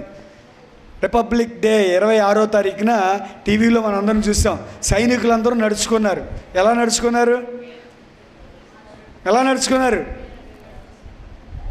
ఒకేసారి చేయి లేపుతుంది, ఒకేసారి కాళ్ళు లేపుతుంది. 200 మంది ఒకేసారి కాళ్ళు లేపుతారు, ఒకేసారి చేయి లేపుతారు. చక్కగా చూడముచ్చడేస్తుంది. ఒకే డ్రెస్లో ఉంటారు, ఒకటే టైప్లో నడుస్తారు, ముచ్చడేస్తుంది. కానీ ఆ నడక కాదండి దేవుడు చెప్పింది. ఆ నడవడం కాదు. ఏ నడవడం అంటే ఆత్మీయముగా నడవడం. కాబట్టి దేవుడు ఈ భూమి మీద జీవించిన కాలంలో ఎలా జీవించాడు, క్షమించే విషయంలో ఆయన ఎలా ప్రవర్తించాడు, ఎవరికైనా ఇచ్చే విషయంలో ఎలా ప్రవర్తించాడు, ఎవరైనా ఆయన కొట్టినప్పుడు ఆయన ఏమని మాట్లాడాడు. ప్రియమైన దేవుని బిడ్డలారా, వీటన్నిటినీ మనము నేర్చుకుని ఆయనతో నడవాలంట. మనం ఆయన ఎలా క్షమించాడో అలా క్షమించాలి, ఆయన ఎలా ఇచ్చాడో అలా ఇవ్వాలి, ఆయన ఎలా ప్రేమ చూపించాడో అలా ప్రేమ చూపించాలి. ఈ రోజున యేసు నందు మాత్రమే మనం వేరుపారాలి, యేసు నందే ఇల్లు కట్టినట్టుగా కట్టబడాలి, యేసు నందే కృతజ్ఞతాస్తుతులను చూపించాలి, యేసు నందే నడుచుకోవాలి. ఇప్పుడు ప్రియమైన దేవుని బిడ్డలారా, ఈ విధముగా ఎంతమంది చేస్తున్నారు చెప్పండి? వచ్చామా, 2 మాటలు అన్నామా, కానుకేసామా, వెళ్ళిపోయామా, ఆదివారం అయిపోయిందా? ప్రియమైన దేవుని బిడ్డలారా, ఆశీర్వాదాలు రావు. ఈ రోజున ప్రతి వ్యక్తి యేసునందు ఉండండి, వేరు పారండి, కట్టబడుతూ ఉండండి. యేసులాగా మీరు కూడా నడవండి, కృతజ్ఞతాస్తుతులు చూపించండి. ప్రతి వ్యక్తి పరలోక రాజ్యానికి వెళ్తాడు. ప్రతి వ్యక్తి ఈ లోకములో జీవించినంతకాలం దేవుడు మీకు తోడుగా ఉంటాడు. దేవుడు ఈ మాటలు దీవించునుగాక. ఆమేన్. అందరం కూడా కళ్ళు మూసుకుందాం, చిన్న ప్రార్థన చేసుకుందాం. ప్రతి ఒక్కరు కూడా కళ్ళు మూసుకుందాం. పరిశుద్ధుడవు నాయన, ప్రేమ గల మా తండ్రి యేసయ్య, మీకు వందనాలు. అందరూ కూడా దేవా, ఇప్పటివరకు మీరు నాతో మాట్లాడినందుకు వందనాలు. అబద్ధ బోధకులు రావడానికి నేనే కారణము తండ్రి. ఎందుకంటే నేను వేరు పారలేదయ్యా. విగ్రహారాధన చేయడానికి నేనే కారణమయ్యా, ఎందుకంటే నేను వేరు పారలేదు తండ్రి. ప్రభువా, ఆత్మీయంగా నేను ఎదగలేదు తండ్రి, కనుకనే అబద్ధ బోధకులు వస్తూ ఉన్నారు. నన్ను క్షమించండి, నన్ను క్షమించండి. ఈరోజు మీరు మాతో మాట్లాడారు. మొక్క వేరు పారినప్పుడు ఆ మొక్క కలకాలం జీవిస్తుంది. తుఫాన్లు వచ్చినా వానొచ్చినా బలంగా నిలబడుద్ది. ఈ రోజున మేము వేరు పారలేదు కనుకనే చిన్ని సమస్య వచ్చినా కృంగిపోతున్నాం. యేసయ్యా నేను విడిచిపెడుతున్నాం. అయ్యా, మేము వేరు పారినట్టయితే ప్రభువా ఆత్మీయంగా ఎదుగుతాం, ప్రతి విషయంలో నిలబడతాం తండ్రి. ఆయన మీరు మాతో తేటగా మాట్లాడినందుకు వందనాలు ప్రభువా. ఎవరికైతే వాక్యం అర్థమైందో వారందరూ కూడా వాక్యములో మంచి జ్ఞానము సంపాదించడానికి సహాయం చేయండి ప్రభువా. ప్రతి దినము ఇల్లు కట్టబడినట్లుగా వారు కట్టబడడానికి సహాయం చేయండి ప్రభువా. క్రీస్తునందు నాయన వారు నడవడానికి సహాయం చేయండి ప్రభువా. కృతజ్ఞతాస్తుతులు చెల్లించుటలో ప్రభువా విస్తరించడానికి సహాయం చేయండి ప్రభువా. అన్ని విషయాలు మీరు మాతో మాట్లాడారు. ప్రతి బిడ్డను మీరు దీవించండి, మీరు ఆశీర్వదించండి ప్రభువా. ఈ రోజున మారు మనసు పొంది బాప్తిసం పొందిన బిడ్డలను దీవించండి ప్రభువా. రూతు గారిని నాయన, శాంతి గారిని, దుర్గా గారిని, ముగ్గురు బిడ్డలను, అలాగే దుర్గ వాళ్ళ అమ్మగారు, చిన్నమ్మ గారిని, నలుగురు బిడ్డలను మీరు దీవించి మీరు ఆశీర్వదించండి ప్రభువా. వీరు కూడా వాక్యమందు వేరు పారిన వారే ఉండడానికి సహాయం చేయండి. హెవెన్ ప్రేయర్ హౌస్ అంటే అక్కడ పాతబడినటువంటి చెట్లు ఎప్పటికీ పడవు. వారి వేరు పాతాళం వరకు వెళ్ళిపోద్ది. వారు బలమైన విశ్వాసులు. వారు కట్టబడిన ఇల్లు ఆకాశమునకు అంటబడే అపార్ట్మెంట్ల టైపు. వారు యేసుతో నడిచేవారు. వారు కృతజ్ఞతాస్తుతులు చెల్లించడందు విస్తరించిన వారు. అమ్మో, హెవెన్ ప్రేయర్ హౌస్ విశ్వాసుల అన్నట్టుగా ప్రభువా మీరు మమ్మల్ని మార్చడానికి నేను ఈ వాక్యం మీరు మాతో మాట్లాడినందుకు వందనాలు. ఈ రోజున ప్రతి బిడ్డ అలా మారిపోవడానికి సహాయం చేయండి ప్రభువా. ఎవరికైనా వాక్యం అర్థం కాకపోతే ప్రభువా అర్థం అవ్వడానికి సహాయం చేయండి, కృప చూపించండి. ప్రతి బిడ్డని దీవించి మీరు ఆశీర్వదించమని యేసయ్య అతి పరిశుద్ధ నామమున అడిగి వేడుకొనుచున్నాము తండ్రి, ఆమేన్. దేవునికి స్తోత్రం. హల్లెలూయా, హల్లెలూయా. ప్రియమైన దేవుని బిడ్డలారా, మీ వేరు ఎక్కడి వరకు పారింది? ఎక్కడి వరకు పారింది? శివగారి వేరు ఎక్కడి వరకు పారింది అంటే, ఈ ఇల్లు మీది కాదండి, ఈ ఇంట్లో మిమ్మల్ని తీసి బయట పడుకోబెడతారండి అన్నా సరే ఆయన ముఖంలో ఎంత కూడా బాధ కనపడలే. మీ కూతురు, మీ అల్లుడు మిమ్మల్ని బయట పడుకోబెడతారని మీ ఇంట్లో మిమ్మల్ని ఉంచరండి అని శుభకార్యం రోజున, గృహప్రవేశం రోజున వారి ఇంటిలో వారిని అన్న ఎంత కూడా బాధ కలగలేదు. అంటే వారి ఏరు ఎక్కడ పారింది? లోతుగా పారింది. మీ ఇల్లు ఇది కాదని మీ ఇల్లు పరలోకం అంటే వారికి బాధ లేదు. ఈరోజున సుధీర్ గారిని మీ గేదె చచ్చిపోద్ది అన్నా, మగదూడ పుట్టుద్ది అన్నా, పాలు 4 లీటర్లు వేస్తుంది అన్నా ఇంత కూడా వాళ్ళ బాధ కనబడట్లా. ఎక్కడికి పారింది మీ వేరు? లోతుగా పారింది. అమ్మా సాక్ష్యం ఒకసారి కదమ్మా, ఊరంతా చెప్పాలి అన్న నవ్వుతానే ఉంది. ఎక్కడి వరకు పారింది వేరు? ఈరోజున హెవెన్ ప్రేయర్ హౌస్లో ఉన్న బిడ్డలందరూ వేర్లు ఎక్కడికి పారాలి? అస్సలు మొక్క పట్టుకొని పీకుతుంటే వేరు వస్తానే ఉండాలండి. వేరు వస్తానే ఉండాలి, ఎక్కడికో పారాలి. అప్పుడు ఏ సైతానుడు మిమ్మల్ని ఏమీ చేయలేడు. దేవుడు మీ అందరినీ దీవించునుగాక. ఆమేన్. నీ ధనము నీ ఘనము ప్రభు యేసుదే, నీ దశమా భాగము నీయ వెనుదీతువా వెనుదీతువా. నీ ధనము నీ ఘనము ప్రభు యేసుదే, నీ దశమా భాగము నీయ వెనుదీతువా వెనుదీతువా. ధనలోన ధనధాన్యముల నీయగా కరుణించి కాపాడి రక్షింపగా. ధనలోన ధనధాన్యముల నీయగా కరుణించి కాపాడి రక్షింపగా. పరలోకనాదుండు నీకీయగా మరి యేసు కొరకీయ వెను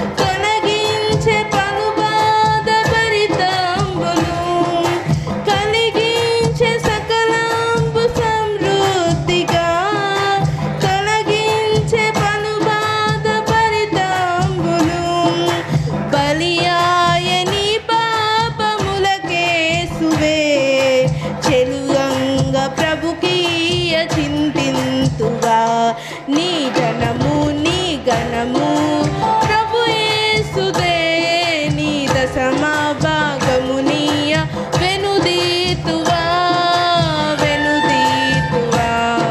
హల్లెలూయా. చాలా సంతోషం అండి. చక్కగా రూత్ గారు బాగా పాడారు. సాయంకాల సమయంలో ఏలూరు హెవెన్ ప్రేయర్ హౌస్లో నువ్వు ఎక్కడికి వెళ్తావు అనే ప్రసంగాన్ని చెప్పడం జరిగింది. ఆ ప్రసంగాన్ని విని వెంటనే మేము బాప్తీసం పొందుతామండి, మరి మేము ఎక్కడికి వెళ్తామో మాకు అర్థమైంది, మమ్మల్ని ఎవరు రక్షించలేరు, కాబట్టి మేము బాప్తీసం పొందుతామని 5 ముందుకు వచ్చారు. 5 ముందుకు వచ్చారు. అందులో 3 మిస్ అయ్యారు. ఇప్పుడు వారు వచ్చే వారం తీసుకుంటానని చెప్పారు. ప్రజెంట్ ఇప్పుడు తీసుకునేవారు ఇంకొకరు కూడా యాడ్ అయ్యారు. మొత్తం 6గురిలో 3 మిస్ అయ్యారు. ఇంకో 3 ఇక్కడ ఉన్నారు. చిట్టిబాబు అంకుల్ గారు చెప్పారు, అయ్యా మరి ఇన్ని రోజులుగా మందిరానికి వెళ్తున్నాను, వాక్యాలు వింటున్నాను, కానీ ఈ రోజైతే నాకు భయం వేసిందండి.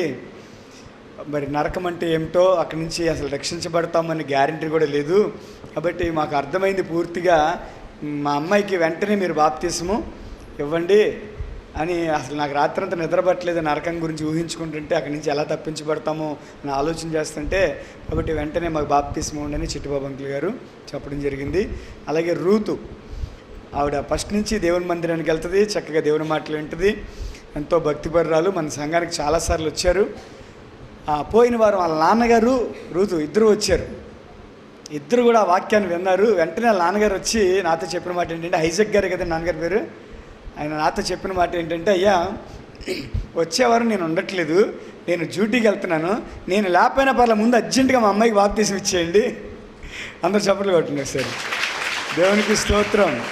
కాబట్టి వాళ్ళ అమ్మగారిని రూతిని పంపిస్తాను, మీరు ఎలాగైనా సరే అర్జెంట్ బాప్తీసం ఇవ్వాలి, నేను ఉండక్కర్లేదు అన్నారు. నిన్న కూడా ఫోన్ చేసి, అయ్యా నేను కాకినాడలో ఉన్నాను, కలకత్తా వెళ్తున్నాను, మీరు మర్చిపోతారని మరలా ఫోన్ చేశాను, మీరు బాప్తీసం ఇవ్వండి అని చెప్పారు. చాలా సంతోషమండి అన్న. వీరిద్దరూ చక్కగా వాక్యాన్ని విని అంగీకరించి వారిని బాప్తీసం పొందాలనుకున్నారు. అలాగే పోయిన వారం మనం బాప్తీసం ఇచ్చిన వారు కూడా యేసునందే సంతోషం అనేటువంటి ప్రసంగాన్ని విని వారు కూడా వెంటనే బాప్తీసం పొందడం జరిగింది. ఇలా ప్రతి వాక్యానికి 2-3 బాప్తీసం పొందుతుంటే దేవుడు ఎంతో ఆనందిస్తాడు, మనం కూడా ఎంతో ఆనందించవచ్చు. అలాగే 3వ వారు దుర్గ గారు, వీరు ఆల్రెడీ ఒక సంఘానికి వెళ్తున్నారు, ఒక చర్చ్కి వెళ్తున్నారు. ఈవిడికి గత కొన్ని రోజులుగా ఒంట్లో బాగాలేదు, అనారోగ్యం. ఈవిడికి అనారోగ్యం వచ్చిందనే కారణం చేత ఆ పాస్టర్ గారు సరిగా మాట్లాడట్లేదంట, విశ్వాసులు మాట్లాడట్లేదంట. ఆవిడ నాకు చెప్పిన మాటలు, నీకు అప్పుడే బాప్తీసం ఎందుకమ్మా అంటున్నారంట. అలా అంటున్నారా బాప్తీసం తీసుకుంటానయ్యా అంటే, నీకు అప్పుడే బాప్తీసం ఎందుకమ్మా అంటున్నారంట. అంటే ఇప్పుడు ఆయన దృష్టిలో ఏంటి, ముందు ఆవిడకి ఆరోగ్యం రావాలి, తర్వాత బాప్తీసం ఇవ్వాలని. అందుకే బాప్తీసం ఆరోగ్యం రావడానికా లేకపోతే పరలోకానికి వెళ్ళడానికా? ఇప్పుడు ఆవిడ ఆరోగ్యం రాకుండా ఒకవేళ మరణిస్తే ఆవిడ బాప్తీసం, ఆయన బాప్తీసం ఇవ్వనన్నాడు కాబట్టి మరి ఏంటి పరిస్థితి? నరకానికే కదా. కాబట్టి ఆవిడ వెంటనే టీవీలో వాక్యం ప్రతి వారం వింటారు, ప్రతిరోజు వింటారంట. విని, అయ్యా మీ వాక్యం నేను వింటున్నాను, మరి మా పాస్టర్ గారు నాకు ఇవ్వనన్నారు, మీరు ఇస్తారా బాప్తీసం అని అడిగారు. మరి ఏం చెప్పాలి మనం?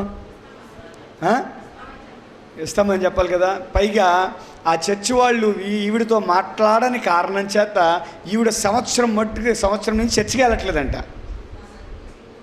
పాస్టర్ గారు మాట్లాడట్లేదు, విశ్వాసులు మాట్లాడట్లా. ఇంక బాధ కలిగేసింది, నన్ను అందరూ వెళ్ళేసినట్టు చూస్తున్నారు అనే ఉద్దేశంతో వాళ్ళు చచ్చిపోదామని ఆలోచన వచ్చిందంట.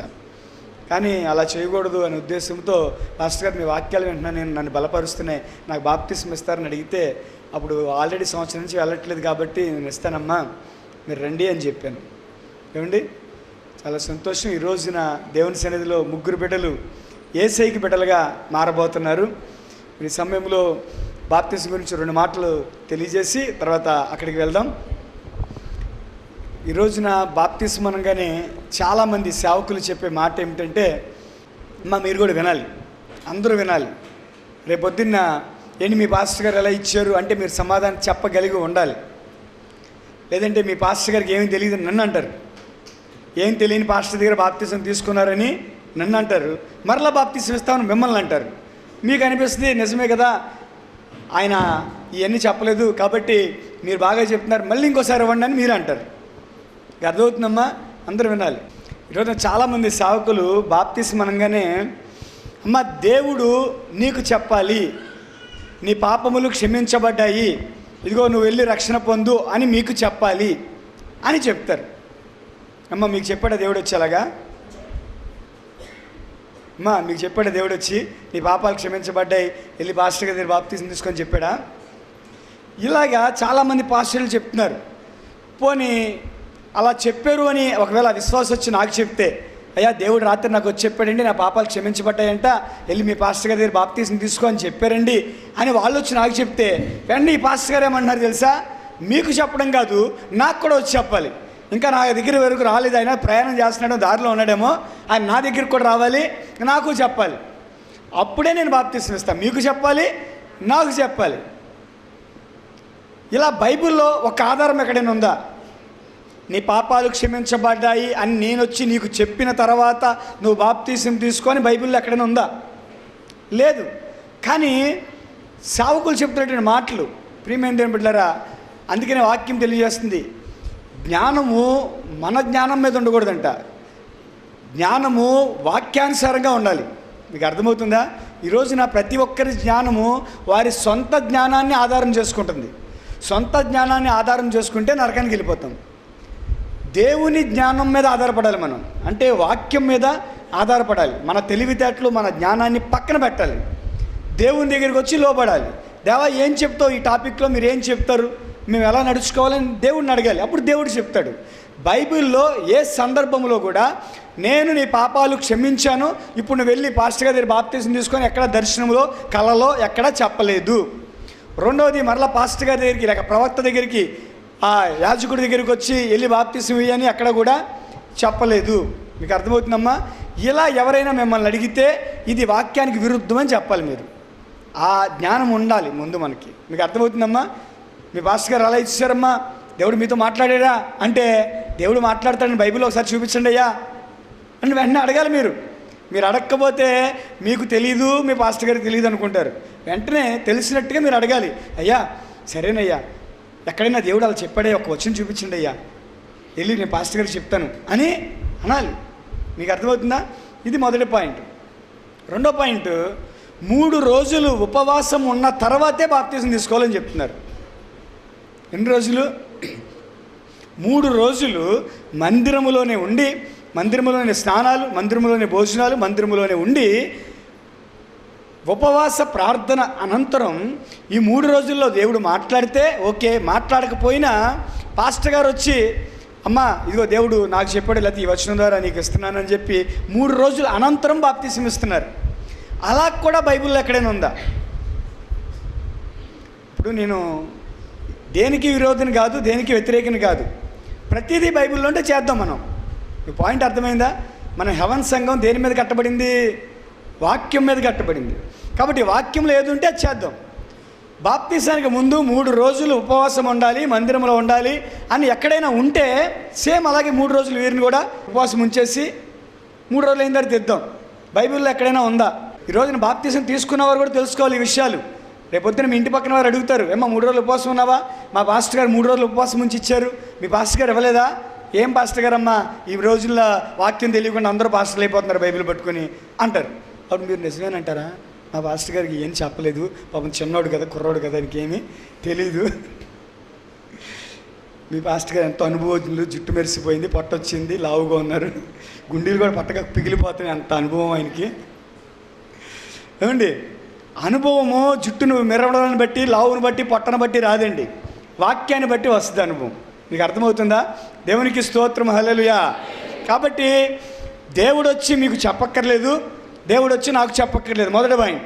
రెండో పాయింట్, 3 రోజులు మీరు మందిరంలో ఉపవాసము ఉండక్కర్లేదు, అది కూడా బైబిల్లో లేదు. మూడో పాయింట్, బాప్తిసం ఇవ్వాలి అంటే ఎక్కడైనా ఒక కొండ మీదకి, ఎక్కడైనా ఒక తోటలోనికి మిమ్మల్ని తీసుకెళ్ళిపోయి 4 కర్రల బాతి చుట్టూతా చీరకాని దుప్పటిగాని కట్టేసి మీరు ఎవరితో మాట్లాడకూడదు, ఈ దుప్పటి లోపల, ఈ గది లోపలికి వెళ్ళిపోయి మీరు ఉండి మీరు ప్రార్థన చేసుకుంటూ చిన్నప్పటి నుంచి ఇప్పటి వరకు బలపం దొంగతనం చేశారు కదా, బలపం నుంచి నిన్న మొన్న పంచదార ఎత్తే కప్పు లోపల పెట్టేసుకున్నాం కదా, కప్పు వరకు మొత్తం వరుస పెట్టి ఒప్పుకోవాలి. మొత్తం వరుస పెట్టి ఒప్పుకోవాలి. ఒప్పుకున్న తర్వాత దేవుడు వచ్చి ఇప్పుడు బాప్తిసం తీసుకో అని చెప్తాడు, అప్పుడు తీసుకోవాలంటున్నారు. పాయింట్ అర్థమైందమ్మా? చిన్నప్పుడు ఏం తీసుకున్నాం? బలపం, పెన్సిలు, రబ్బరు, స్కేలు తెచ్చేసాం కదా మనం పక్కన వాళ్ళవి. అప్పటి నుంచి ఒకవేళ నిజమే అనుకుందాం, అలా అనుకుందాం, రోజుకి ఒక్క తప్పు చొప్పున ఎవడైనా చేస్తాడుగా, రోజుకి ఒక తప్పు, మినిమం ఒక్క తప్పు చొప్పున సుమారుగా 30 సంవత్సరాలు అనుకుంటే మీకు ఉదాహరణకి సంవత్సరానికి 365 రోజులు, 400 రోజులు అనుకోండి లెక్కకి, 400 రోజులు, 30 సంవత్సరాలు, 3 నాళ్ళు 12,000 తప్పులు చేశారు మీరు. ఇప్పుడు అర్థమవుతుందా? ఎన్ని తప్పులు చేశారు? సుమారుగా 12,000 తప్పులు చేశారు. ఒక తప్పే చేసామంటే గ్యారెంటీ ఉందా? 10 అయినా చేస్తుంటాం రోజుకి. అంటే 30 × 10 400 చొప్పున లెక్కేస్తే 1,20,000 తప్పులు. మీకు అర్థమైందా? ఒక తప్పు చొప్పున సంవత్సరానికి 400 అయినాయి, 30 సంవత్సరాలకి 12,000 అయినాయి. 10 తప్పులు చొప్పున 30 సంవత్సరాలకి 1,20,000 తప్పులు చేశారు మీరు. ఇప్పుడు ఆ దుప్పటి మధ్యలోకి వెళ్ళి 1,20,000 తప్పులు వరుసపెట్టి ఒప్పుకోవాలి. గుర్తున్నాయమ్మా? చేయలేదు అనకండి, నీతిమంతులు లేడు, ఒకడు లేడు. చేసాం, తెలిసి తెలియక చేసాం, బోల్డని చేసాం. చూపు ద్వారా, మాట ద్వారా, నోటి ద్వారా, హృదయం ద్వారా, చేష్టల ద్వారా బోల్డని చేసాం. 1,20,000 తప్పులు ఇప్పుడు చేసాం. ఇప్పుడు 1,20,000 తప్పుల్ని ఒప్పుకోవాలంట. గుర్తొస్తాయా? ఎన్ని గుర్తొస్తాయి? ఒక 5, 10, 20, 50 గుర్తొస్తాయి అండి. చందు గారు అంతకన్నా గుర్తొస్తాయా? 1,20,000 మనదేమన్నా కంప్యూటర్ బ్రెయిన్ ఏంటి? ఎవరు తిట్టాడో చెప్పమని చెప్తాం, ఎవరు డబ్బులు తీసుకుని ఇవ్వలేదో చెప్పమని చెప్తాం. మనం చేసిన తప్పులు ఎక్కడ గుర్తెట్టుకుంటాం? మనం గుర్తెట్టుకుంటామా? కాబట్టి ఇప్పుడు అవి అన్నీ గుర్తుపెట్టుకొని మీరు అడిగితేనే నెక్స్ట్ ఇంకొకటి కూడా చెప్తారు. పెన్సిల్ తీసుకున్నావా, వెళ్ళి అడి దగ్గరికి వెళ్ళి ఇదిగోయా నీ పెన్సిలు అని చెప్పి పెన్సిల్ ఇచ్చేయాలంట. నీకు అర్థమైందా? నెక్స్ట్ గ్లాస్ తీసుకున్నావా, ఇదిగోయా నీ గ్లాసు అని వెళ్ళి గ్లాస్ ఇచ్చేయాలంట. ఎవరి దగ్గర ఎన్ని తీసుకున్నారో అప్పుడు ఇచ్చేస్తే అప్పుడు మీకు బాప్తిసం. అప్పుడు దాకా బాప్తిసం లేదు అని ఇదొక బోధ. ఇలా 1,20,000 తప్పులు మీరు, అందులో 1,20,000లో 10 మందిని చంపేశారు. గ్లాస్ అయితే ఇచ్చావు, 10 మందిని ఎక్కడ తెచ్చేస్తావు చెప్పండి? 10 మందిని కొడితే పళ్ళు ఊడిపోయినాయి, ఇప్పుడు వాళ్ళ పళ్ళు ఎక్కడ తీసుకొచ్చేస్తావు చెప్పండి? గ్లాసులు, పెన్సిళ్ళు, రబ్బర్లు ఎవరైనా ఎత్తారు, ఇప్పుడు వీటి పరిస్థితి ఏంటి చెప్పండి? అంటే ఇలా చేస్తేనే రక్షణ, ఇలా చేస్తేనే బాప్తిసం అని చెప్పేవి కొన్ని.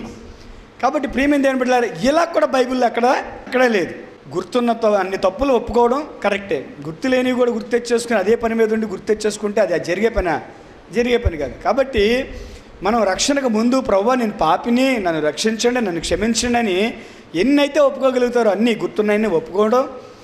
రెండవదిగా మీరే దేవుడని అంగీకరించడం, నా కోసం మీరు సిలువలో రక్తం కార్చారని ఒప్పుకోవడం, మీ రక్తములో నా పాపములన్నీ పోయి పరిశుద్ధుడయ్యానని అంగీకరించడం, దీని ద్వారా రక్షణ.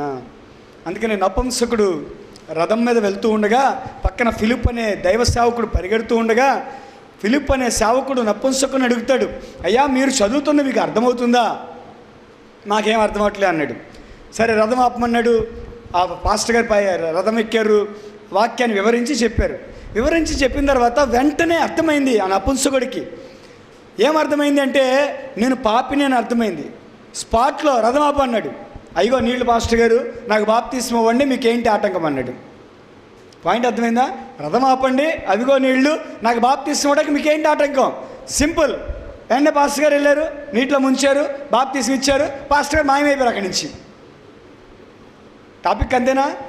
లేదు నాన్న 3 రోజులు ఉపవాసం ఉండాలమ్మా, నీకు ఇక్కడ దుప్పటి కడతానమ్మా, నువ్వు ఎవరెవరి ఏమేమి తీసుకున్నా అన్నీ తిరిగి ఇవ్వాలమ్మా, దేవుడు నీకు చెప్పాలమ్మా, నాకు చెప్పాలమ్మా, ఇదిగో బాప్టిసానికి 500 కానుక ఇవ్వాలమ్మా, నువ్వు ఎక్కడ ఉన్నాయా? కాబట్టి ప్రతిదానికి వాక్యం ఆధారం. కాబట్టి ఈ రోజున వాక్య ప్రకారము మీరు దేవుణ్ణి అంగీకరించారు, యేసే రక్షకుడిని అంగీకరించారు, మీకోసం చనిపోయి తిరిగి లేచారని అంగీకరించారు. ఈ రోజున మీరు వాక్యం ద్వారా మారు మనసు పొందారు, నీటి ద్వారా కూడా రక్షణ పొందుతున్నారు.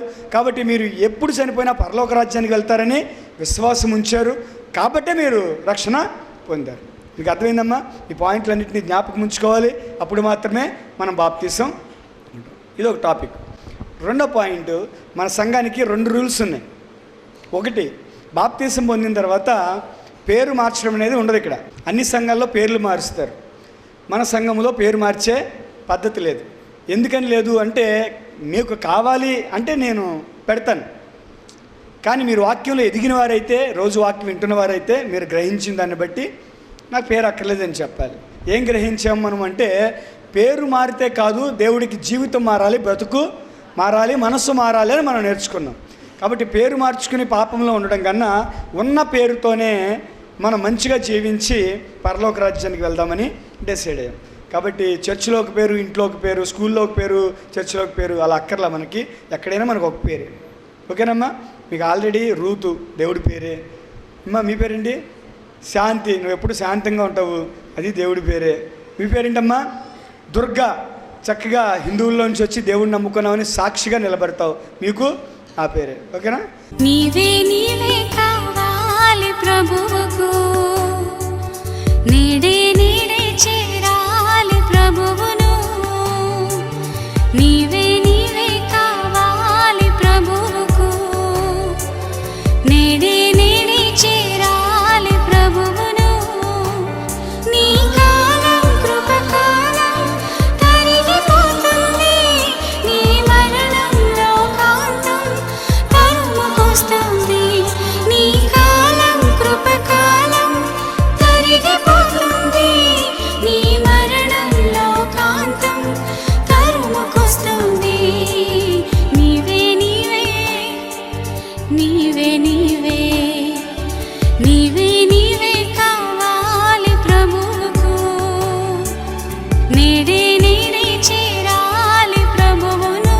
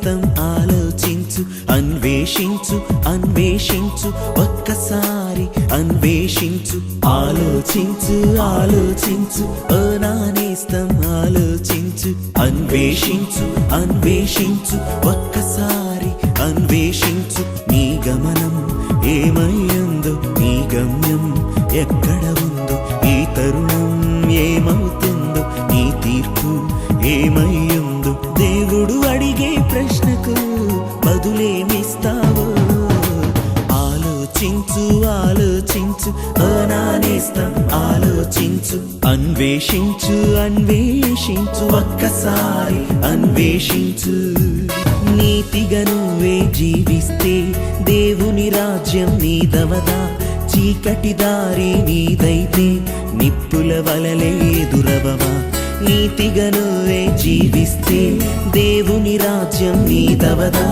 చీకటి దారి నీదైతే నిప్పుల వలలే ఎదురవవా నీ పాపపు జీవితమంతా ప్రభు రక్తములో కడగాలి నీ ఎదలో దేవుని ధ్యానం వినిపించే స్వరమవ్వాలి సగము ఇహము సగము పరమై జీవిస్తున్నావా ఆలోచించు ఆలోచించు ఓ నా నేస్తం ఆలోచించు అన్వేషించు అన్వేషించు ఒక్కసారి అన్వేషించు దుష్టుల స్నేహం విడిపోతే హృదయం దేవుని వశమేగా పాపుల మార్గం నువ్వు వెళితే మరణం నీకు శరణవదా దుష్టుల స్నేహం విడిపోతే హృదయం దేవుని వశమేగా పాపుల మార్గం నువ్వు వెళితే మరణం నీకు శరణవదా చెడు పలికే నీ పెదవులకు ప్రభు ప్రార్థన ఫలమిస్తుందా చెడు చూసే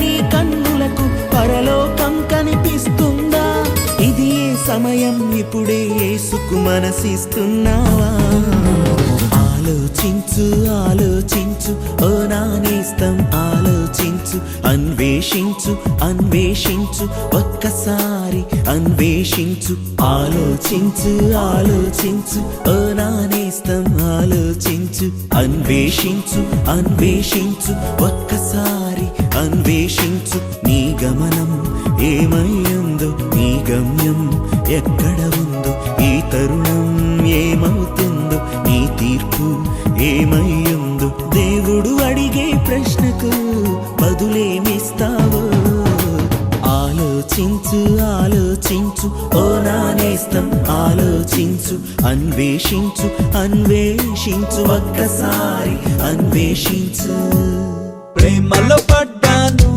నేను ప్రేమలో పడ్డాను నా యేసు ప్రభుని ప్రేమలో పడ్డాను ప్రేమలో ఉన్నాను నేను ప్రేమలో ఉన్నాను నా యేసు ప్రభుతో ప్రేమలో ఉన్నాను స్వార్థం కలిగిన ప్రేమ కాదు లాభం కోరే ప్రేమ కాదు కొద్ది కాలమే ఉండే ప్రేమ కాదు ఆ శాశ్వతమైన యేసుని ప్రేమ మోహం కలిగిన ప్రేమ కాదు మోసం చేసే ప్రేమ కాదు పై అందం చూసే ప్రేమ కాదు పరిశుద్ధమైన ప్రేమ ఇదే కదా ప్రేమంటే ఇదే కదా ప్రేమంటే ఈ లోక ప్రేమ కాదు ఆగాపే ప్రేమ దేవుని ప్రేమ ఇది ప్రేమలో పడ్డాను నేను ప్రేమలో పడ్డాను నా యేసు ప్రభుని ప్రేమలో పడ్డాను ప్రేమలో ఉన్నాను నేను ప్రేమలో ఉన్నాను నా యేసు ప్రభుతో ప్రేమలో ఉన్నాను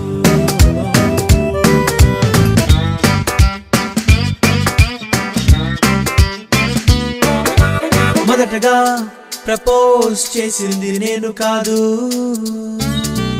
ఆ ప్రియుడే తన ప్రేమ వ్యక్తపరిచే మొదటగా ప్రేమించింది నేను కాదు నా యేసే తన ప్రేమ వ్యక్తపరిచే కోరినాడు పిలిచినాడు నేను ఏదో మంచి వ్యక్తినైనట్టు కుమ్మరించే ప్రేమ మొత్తం నేను తప్ప ఎవరు లేనట్టు ఆకాశాన తనలో నాలో పరిపూర్ణునిగా ఉన్న ప్రభువుకు భూమిలో నాపై ప్రేమ ఎందుకో?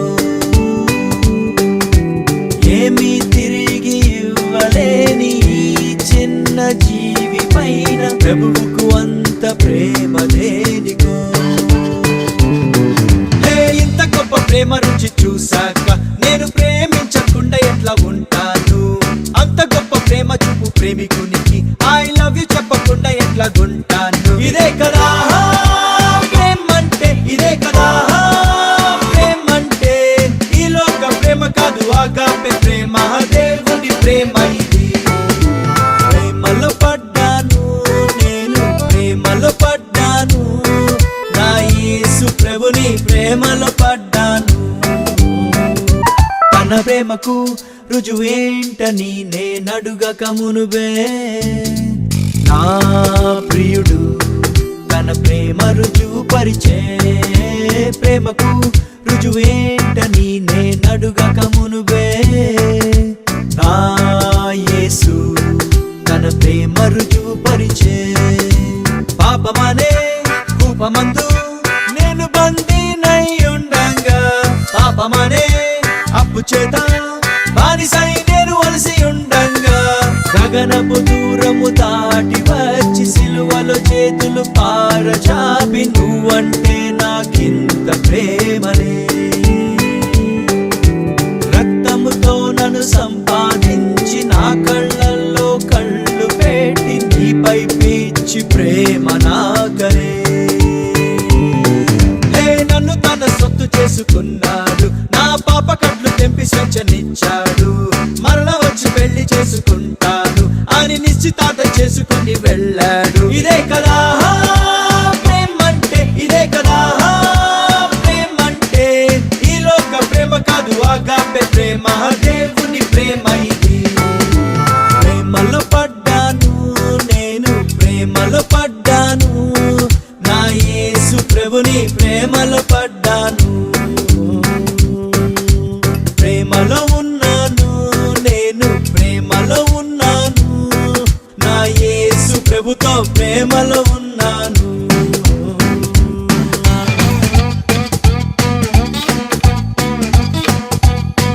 వాక్యం విని దీవించబడ్డారని మేము నమ్ముచున్నాము. మీ అవసరతలకై మాకు ఫోన్ చేయండి, మేము మీకోసం ప్రార్థన చేస్తాం. దేవుడు మిమ్మల్ని దీవించును గాక. ఆమేన్. మా address heaven prayer house, Sitaramapuram, Satrampadu petrol bunk ఎదురుగా ఉన్న సందులో నుంచి వచ్చినట్లయితే సీతారామపురం, ఒట్లూరు పంచాయతీ, ఏలూరు.